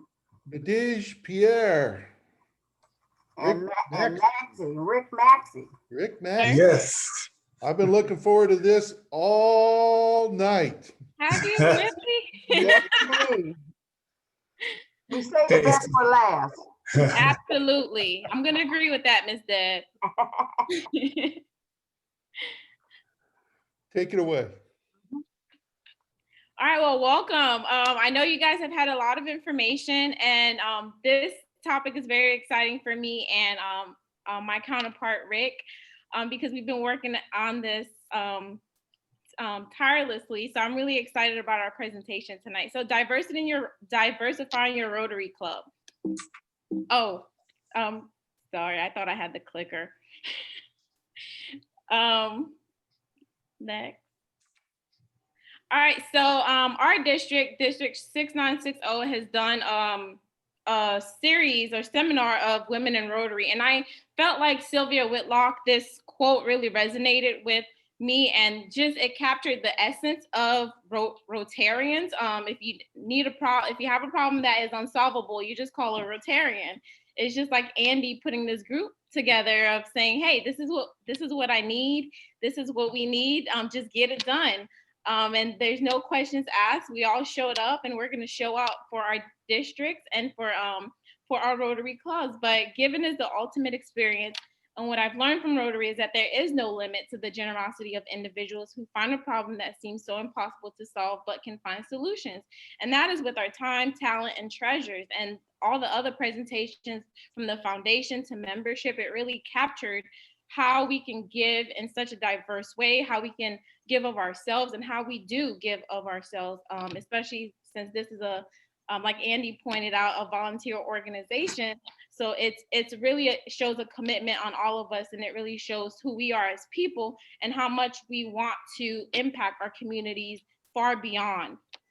So I felt like this quote really resonated with us.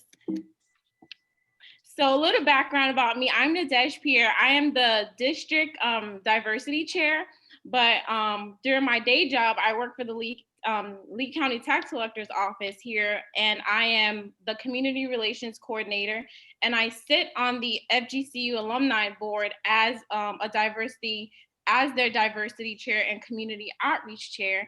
And I also sit on the mayor's diversity committee.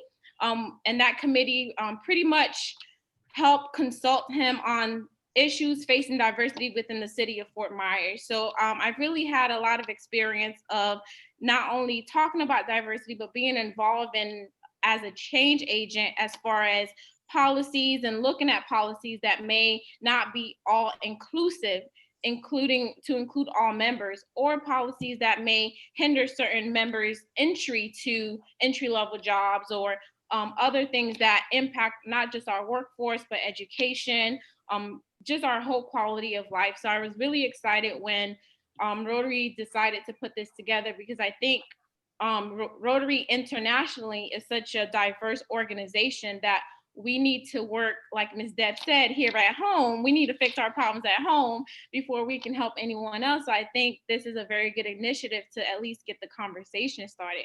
But I am really excited about my counterpart, because he is a rock star, and I've learned so much working alongside of him with this presentation. I feel like I've known him my whole life, and I haven't even met him in person, y'all. So, so I'm really excited to let Mr. Rick Maxey introduce himself and tell you all the amazing things that he has done, not just for his district, but for the whole state of Florida, y'all. Like, y'all need to get excited, because I am. Thank you, Nadej. And I want you guys to know it cost me a lot of money to get her to say that. I'm Rick Baxey, and I'm with the Lakeland Rotary Club here in District 6890, and also the District Diversity Chair. Now, I've been around in diversity for a long time. In the early 90s, I was with the Florida Department of Law Enforcement, and I was responsible for the training of all the officers in the state, law enforcement, corrections, and probation. There were about 72,000 of them. And we had 39 schools around the state, 400 agencies. And in the early 90s, Florida was suffering through some of what's happening around the country between law enforcement and communities of color. One of the things leaders of the state decided was that our officers needed to be made aware how to deal with people from cultures and backgrounds that are different than them. And so I was asked to lead an effort to develop the state's first diversity program for criminal justice. And every officer would have to take it. Every incoming officer would have to take it. And the idea was that when you know more about the people that you deal with, you do better. You have better relationships, and we could reduce some of what was happening in the state. So I went on a statewide tour to hold public meetings with legislators, law enforcement people in the community to talk about how we could do better as a state. I'm also currently the Chief Diversity Officer for Florida Polytechnic University. It's the state's 12th public university. It began in 2012. I was the 6th person that they hired. In addition to diversity, I'm also the chief lobbyist for the university at the state and federal levels. And I'm responsible for economic development for the university. And that means attracting companies to our area, to the state of Florida. Currently, we are working to get a company from overseas who we're close to getting to build a $35, $40 million building near our campus. One of the things I want to say is what is diversity? You hear a lot of talk about it these days, but not many people sit down and think about what it really means. To the right on this slide, you'll see what we call the diversity wheel, and it lists a lot of the different ways you can think about diversity. And these are things that each club will have to review and decide which of these are applicable to their club. So Rotary itself has diversity as a major component of what we stand for. And it means that we welcome people from all cultures, backgrounds, religions, people who make up this world, who make up our communities. We want them to be Rotarians because they bring to our organization and thus our ability to help different ways of approaching problems, different resource pools that we can tap, and different solutions that we may not think of. And we don't just want them to be in the club, we want to include them in the club's operation. And so we want them to feel like they are welcomed, that we respect them, that we value what they bring to the table. And I'll tell you a secret to diversity. A lot of times organizations will bring in different people, and that's all they do. They want to be able to tick off the mark that says we're diverse, but not much happens to show that those people are welcomed, they're respected, and they're valued. And that's what we want to focus on tonight. How do you make sure that when people come to your club, regardless of where they came from, that they feel like they belong? Because if they don't, they're not going to stay long. And then the other side of diversity is equity. And once we have them feeling good, we also have to involve them in the operation of the club. We want to ensure that they get opportunities to lead. They get opportunities to work on projects that are meaningful to the organization and to them and to the people that we serve. And if you look at the importance of diversity, you have to look at all three of these. You have to look at bringing in people who are different than what the typical culture of the club is. You have to make sure that those people feel welcome and valued and respected. And you have to involve them in being a part of the leadership and being involved in what the club does and how it does it. Because typically in most clubs, you get the same people doing the same things year after year. And that's something that will have to change.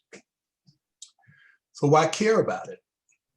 Well, for one, it's the top priority for Rotary International. And a lot of the information we're going to provide to you today came from Rotary International, rotary.org. And I put here the diversity, equity, and inclusion statement from Rotary, which says we'll cultivate a diverse, equitable, inclusive culture in which people from underrepresented groups have greater opportunities to participate as members and as leaders. Okay. That's important. But what's really important is that it's the right thing to do. And in my 3 years in Rotary, the one thing I have picked up, if nothing else, is that we are about doing the right thing.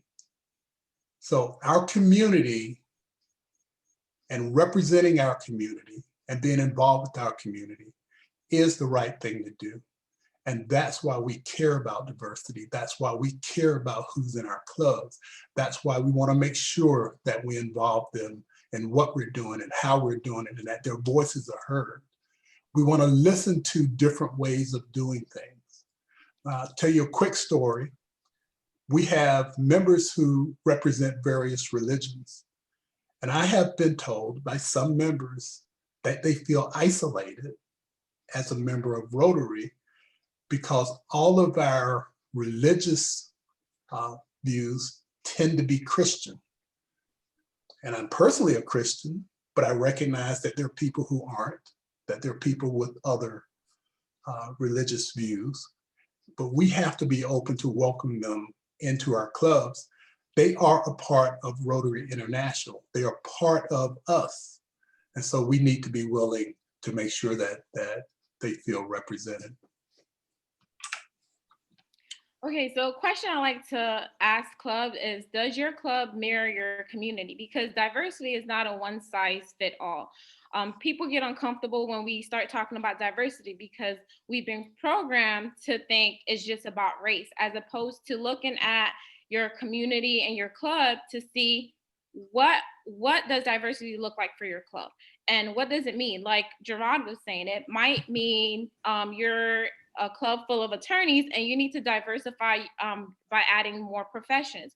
Or like Andy was saying, you might be a club of the good old boys club, and you need to include ways to include females and other genders and other ethnic backgrounds. So diversity looks really different for each district and each club. So does your club mirror your community? And if that's a no, what can you do? Like getting demographics from the chambers and connecting with other groups, getting the data from growrotary.com and looking at socioeconomics, like what are you trying to attract? And what do you want your club to be? And the bigger question is your club ready and prepared to be inclusive and have diversity? Because like Rick was saying, it's not enough just to say, okay, I have a Hispanic and I have an African-American and we have a couple women, we're diverse, but you're not inclusive in including them in conversation and making them feel welcome and getting ideas from them and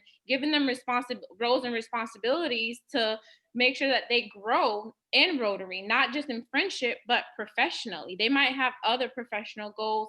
And I feel like Rotary would be a safe place for them to figure that out, but they need opportunities.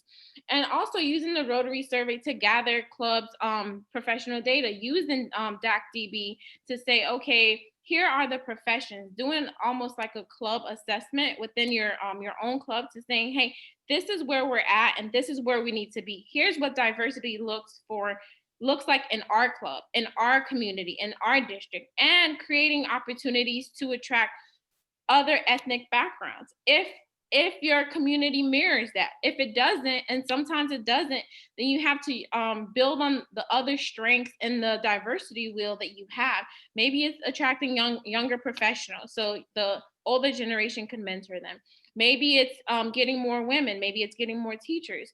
So you have a lot to play with in the wheel of diversity. But I feel like a lot of clubs and a lot of people in society in general just kind of gets boxed in the race based for diversity, but diversity is so much more than that. And clubs have a huge opportunity to start capitalizing on it and then defining diversity for their club. So let's look at a few categories. The most obvious, one of the most obvious is race. So what does Florida look like? This information came from the census. 16.9% of our population is Black. 53.2% is white, 26.4% is Hispanic, 3% Asian, 2.2% multiracial, and that category is growing. And what it means is that the person who identifies as multiracial has parents who are from different demographic backgrounds. So you could have an Asian father and a white mother, or a Black mother and a Hispanic father, and you want to talk about and recognize both halves of your heritage. And so you don't feel comfortable identifying as one or the other, and you identify as multiracial. And our clubs need to make sure that we start acknowledging that fact, because it's going to be important to making people feel accepted and respected in our clubs. Now, these are gender demographics, and Rotary makes a big deal about women being in the club, and rightfully so, but we still have a ways to go. On the left, those are the numbers for Florida. Women outnumber men by a small percentage, about 52 to 48%.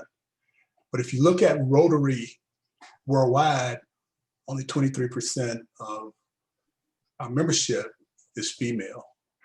And then also looked at districts 6960 and 6890 and wanted to show what we look like in the gender comparison, because again, we do have some room for growth in gender, but we do well. And one of the things we do about gender, about women being in the club, is we celebrate it. We talk about the number of women who've been presidents of our club. We celebrate the first woman that came in. We celebrate the value they bring to the club. And the reason I bring that up is because we don't do that with some of the other areas of diversity. So I've been in the club for 3 years. I've never heard anybody talk about the first Black person that came into the club.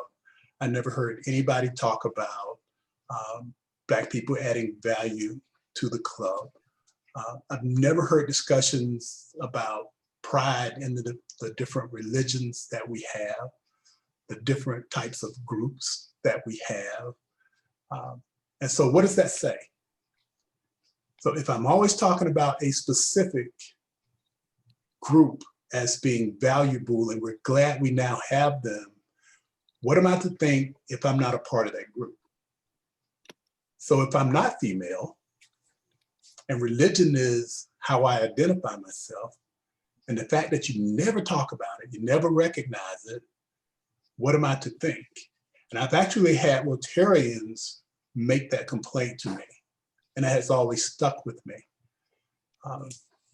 So we want to make sure that when we are passing out accolades and recognition, that we look beyond the obvious and we look at our club makeup, what it is, what we want it to be, and we talk about what we have and we talk about what we want. Because when you do that, the people who are in the club are going to feel closer to the club and they will spread that word. And people who come to visit will say, oh, wow, I belong here. There are others like me. And if they're not, they're really happy to have me. So that's the point I wanted to make by sharing those two slides. Now, how do you attract diversity? First thing you have to do is understand and accept that people with different backgrounds, coming from different cultures, may have a different value proposition. What is most important to them might be different than what is most important to you. And as Rotary International has shown us, it is very possible and valuable to recognize those differences, not as things that separate us, but as things that bring us together. When you build your house, you don't build your house completely out of 2x4s. That'd be a funny looking house. But you have 2x4s, you have concrete, you have shingles. All of those different things with different values and different strengths come together in the house that you call home. Rotary is our home. And we have to take all of those different aspects, all of those different value propositions, and bring them together to make us stronger. And when we're stronger, we can do more good in the world. And all night, the common theme through everybody's presentation has been the amount of good that Rotary does around the world. You want to stress professional investment. How do we help people to grow? And Nadej spoke to this a moment ago. We have to be aware of different social expectations. When you bring in younger people, you bring in people who have a different expectation on socializing, because we've talked a little bit about the social aspect of Rotary. I mean, they're used to creating and maintaining very strong relationships virtually. So for a lot of young people, socially, they're not doing as badly as we are. And then consider this. If we aren't doing those things, if we aren't bringing in people who are diverse, if we aren't making them feel welcome and respected and valued, they have other places to go. And we don't want them going other places. We want them to be part of Rotary. So there's that competition edge that we need to be aware of, because it brings to mind a fact that still troubles me. I'm in a mixed marriage. My wife's a Kiwanian. And so I'm a good example of what happens when we don't do this properly. I'm still trying to convince her to come over to Rotary, but we'll see about that. So there is competition from other groups that we need to be concerned about. And we need to look at our communication styles and the ways in which we communicate. And it doesn't mean we get rid of what we currently do, but we may need to add to it. Because I work with students 18 to 23 years old. And one of the most difficult things that older people like me suffer with is communicating effectively with the young people at our university. So we need to consider that. And then as I'm talking about age diversity, I wanted to provide you with some information. And this is the current makeup of districts 6890 and 6960. And you can see that if you from that 50 to 70 plus age range, that's where most of our members lie. We aren't going to be here one day, and we need to be building that younger age group into our club so that Rotary continues. And Rotary, like other organizations, overall, membership's going down. I took a look at clubs that no longer exist over the last 5 years, looked at membership over the last 5 years. So in addition to it being the right thing, there's a pragmatic and practical reason for being more diverse in the people that we attract. So professional diversity, using the assessment instruction and instruments within your own club to figure out where you need to be diverse. Like Rick was saying, is it age, is it gender, is it economic, socioeconomics? And then going out, what I love Rotary, but what Rotary doesn't do a good job at is going out to other groups, other organizations. We do a good job at bringing a lot of nonprofits in, but we don't go out to tell people about Rotary and what we do and how Rotary can benefit them professionally. As a young professional, I need a safe place to grow my professional skills, my public speaking skills. And Rotary is such a safe place to do that once you get plugged in and you start getting to know the different members. But a lot of Rotary doesn't really tell the benefits other than, oh, you'll have like a second family. It's like, I don't really like the family I have now. I'm not looking for a second one. I'm trying to grow professionally. I'm trying to sharpen my tools and my toolbox so I can be a better professional, a better whatever it is, whatever your goal is. So that for me, someone who's a young professional, having a social life doesn't really excite me because I have a social life right here. I can connect to whomever, wherever, but it's growing those dying skills that you're not taught in college and business school, and how to network properly and how to ask people for favors. And you learn all that through Rotary, but we're not diverse enough in how we're giving out the information. Making the best use of members' expertise. Rotary does a really good job at that. I mean, when they call you, they know you're good at something. They use it to the maximum, like, whoo. And when you create an environment where you're utilizing your members effectively, you're going out, you're growing, you're telling people about Rotary, but you're also excited. Like, you're not like, oh, come to Rotary because, oh, we meet at 7:30 and you can have breakfast. You have to sell them. You're selling Rotary. Like, if you're not excited about your club, don't expect me to show up at 7:30, dog tired, to network with people, because it's not going to happen. So it's not also what you're selling, it's how you're selling it. You have to be excited about the things that you do for your community in your club. You have to be excited about the people in your club, and you really have to sell them, because as Rick was saying, like, you have competition. There's chambers, there's networking groups, there's young professionals, there's alumni groups. Like, their time is valuable, and if you're not utilizing it, if you're not selling them to where they're going to maximize their growth potential or their networking potential, then what is the benefit? Like, I like to ask the question when someone invites me to a club, like, what's in it for me? Like, what do I get out of, other than paying like $800 a year to be a part of this? What else do I get? I get the intrinsic value and doing good for the community, but sometimes, like Rick was saying, that's not everybody's value proposition.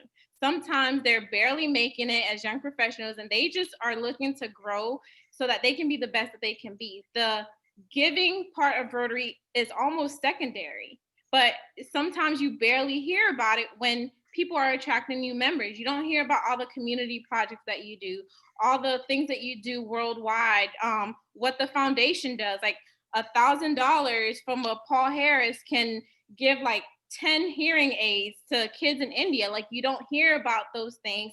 So it's hard to get excited about networking with a bunch of old folks, as the data shows. It's not me. It's not me. And when you're utilizing your diverse club's expertise, you're better equipped to do service projects, because you know you're not going to put someone who's grouchy at the greeting table, because you know they're going to turn a bunch of people away. You're going to put someone who's bright, me, at the greeting table so they can make everyone feel welcome. And then members are motivated, because it's like you're almost like a machine where every job, every person has value. You've given everyone importance, and then they work harder because they feel part of a network. They feel part of a family. Then it does become like a working family. Like, they're checking up on you when you're not there. When you're late, they're like, hey, where are you?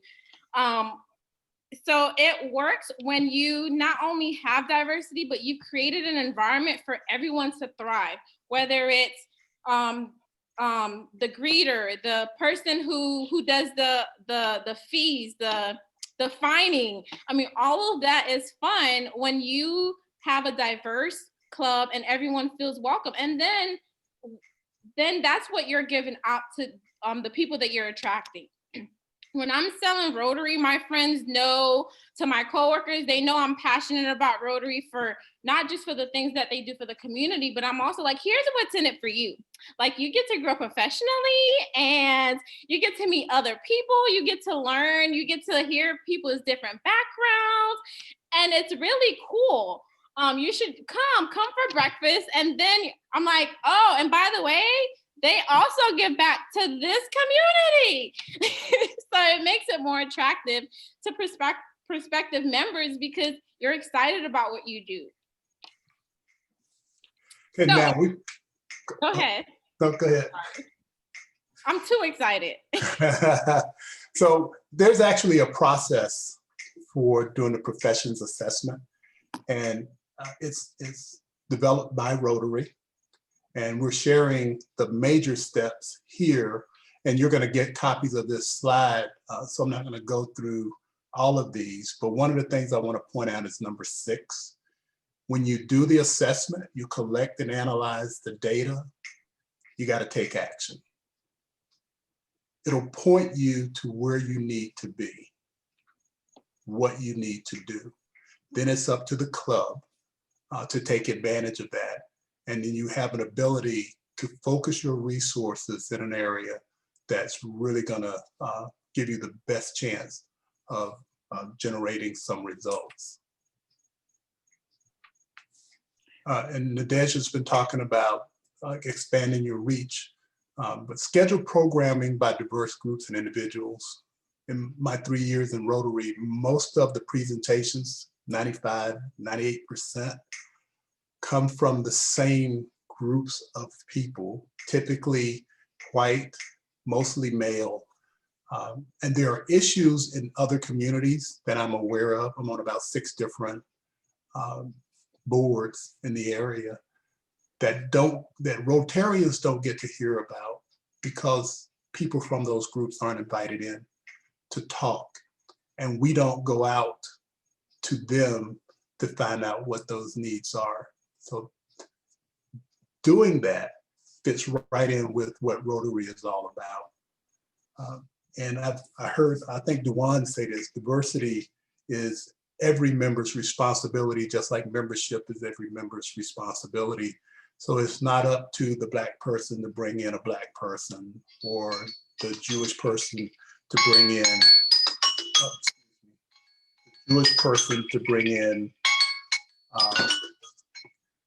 another Jewish person. Everybody needs to be responsible for bringing in people who are different and who serve to broaden our diversity. What now? Okay, when you go to your club, you want to talk about diversity, and some of it's not easy. Some clubs are still having a hard time dealing with what's happening in our country around law enforcement and communities of color. You want to work with local organizations that support diversity, equity, and inclusion. Include diverse members to take on leadership positions. Encourage club members to take a building diversity course that's offered in the Rotary Learning Center. And it would be helpful to create a community advisory board because you get to learn more about what's happening in your community, in various parts of your community where you may not be plugged in right now. Then we have a couple of tools, and we've provided these to Deborah and to Andy to be shared with you. And Nadej, you want to talk about that implicit bias test? So it's a free test Harvard lets you take, and it goes through like, you need at least 30 minutes to take it, but at the end, it'll tell you what you have biases against. So that way, you know, like it might be, what's a good example, Rick, of an implicit bias? I know they look at religions. Yes, religion, race, sex, the LGBTQ community. So it goes through a series of questions, and then at the end, it'll give you your results. So that way you're aware, because sometimes we're not aware. We don't have enough self-awareness to be like, And it might shock you. Like when I first took it, I was shocked. I was like, I have an implicit bias against people of color. No, I'm kidding. That did not happen. But it might really shock you. So it's free. It'll be a nice tool that you can give to someone that's easy to take. They can take it on their own time. It's private. They don't share their results with everyone. So that way you're learning more about yourself. Okay, so now what's really important about diversity is don't bring people in and then tolerate them as different. We need to accept them as a part of being normal. So I don't look at my hand and tolerate it because it's different than my feet. They're both important, they're both critical. And so we need to do the same thing when we bring people into the club. And with that, we'll close. We'll be open to remarks. And Nadej and I want you to know that we are available anytime, anywhere. We'll be happy to work with you and your clubs. And we're more than excited about this journey through Rotary. Thank you. And we do not, listen, y'all don't know some of the questions I've received. And I take them all like, okay, that's cute, but no. So if you have questions, you're like, this might be dumb. And you're afraid to ask in this group or in a large group, just reach out to either of us. We're more than welcome to engage in conversations about diversity outside of a large forum. So that way, the more education you have, the more better equipped you are to help your club and to grow your club in a diverse way. So like Rick said, we're here for you. Okay, turning it back to you. Thank you so much. We did save, I can't say the best for last because then that would mean the other guys weren't the best, but you're all best.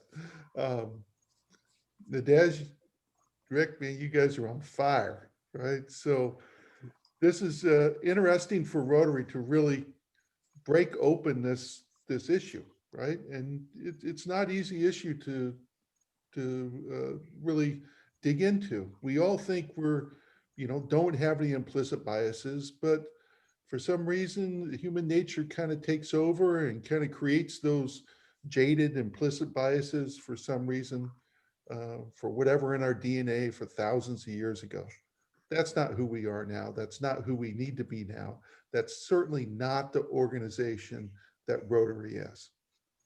And so it's exciting for us. I think we can be the conveners for this conversation around diversity in our community, in our homes, in our schools. You'll hear more about that with Peter Kyle, with Peace.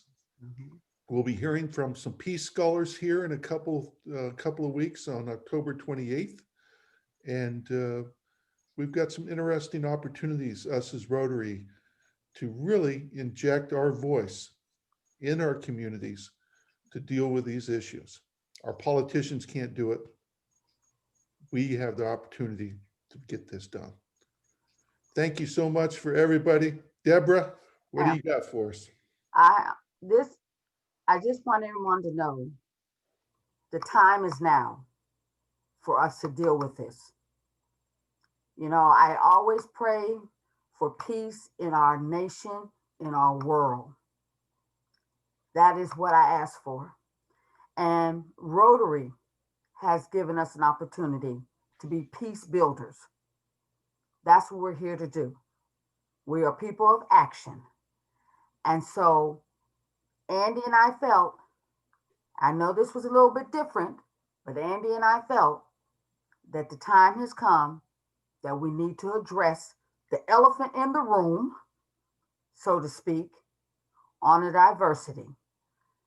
I will go back. I just need to share this with you because I've said this to numerous people. When people are interested in our organization, what is the first thing they do? They'll go to our website, they'll go to the social media, and they want to check it out. They want to find out what we're all about. And I'm telling you, when they go to the website, they look for people that look like them. That's just human nature. They just look for people that look like them, and then if they see people that look like them, then they intuitively will go ahead and check different things out. But if they don't see people look like them, and when I say people look like them, I'm not just talking about the color of your skin, just your background, period. But if they don't see anything that looks like them, they're going to move on. And Rick, I'm sorry that you know that you're in a mixed marriage there with the Kiwanis and the Rotarian. I'm sorry. Can't help you on that one. Okay. He chose them as that. I know that's true. That's true. I might send you a sympathy card, maybe. But however, like I said, the time is now. And so Andy and I have had the opportunity and the pleasure of presenting this to you. And we're going to take this to a next level, and we're going to move forward and do great and wonderful things. And I thank each and every one of the presenters and each and every one of you that were on here tonight. This is a great start. This is excellent. And I'm just proud of all of you and looking forward to the future working with each and every one of you. And yes, we have our session next week. More to come. Thank you. Thank you, everybody. Thank you and good night. Have a great night. Nice job, everybody. Andy, Rick and I are going on tour, so look out. We got great plans for you too. Oh, you want to get paid? I just want to know, you want to get paid? Yes, ma'am. I'm always ready for a check.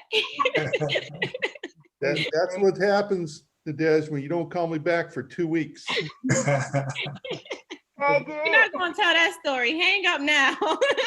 And the one trying to find a paycheck too. The one not getting paid. Hey, Dad, you and Rick, y'all have to give the briefing up. I want the presentation. You absolutely can have it. That's it. And I want to say, I really like this group. And I said this when we briefed last week, but you guys are special. So thank you for letting Dinesh and I be a part of this. Absolutely. It's working, right? Deborah and I took a leap out there, and we've got a good landing, Deborah. Yes, we did. Job. Yes, we did. So have a good night. Good night, everybody. Bye, guys. Have a good night. Okay, we'll be in touch with you. All righty. Andy. Bye.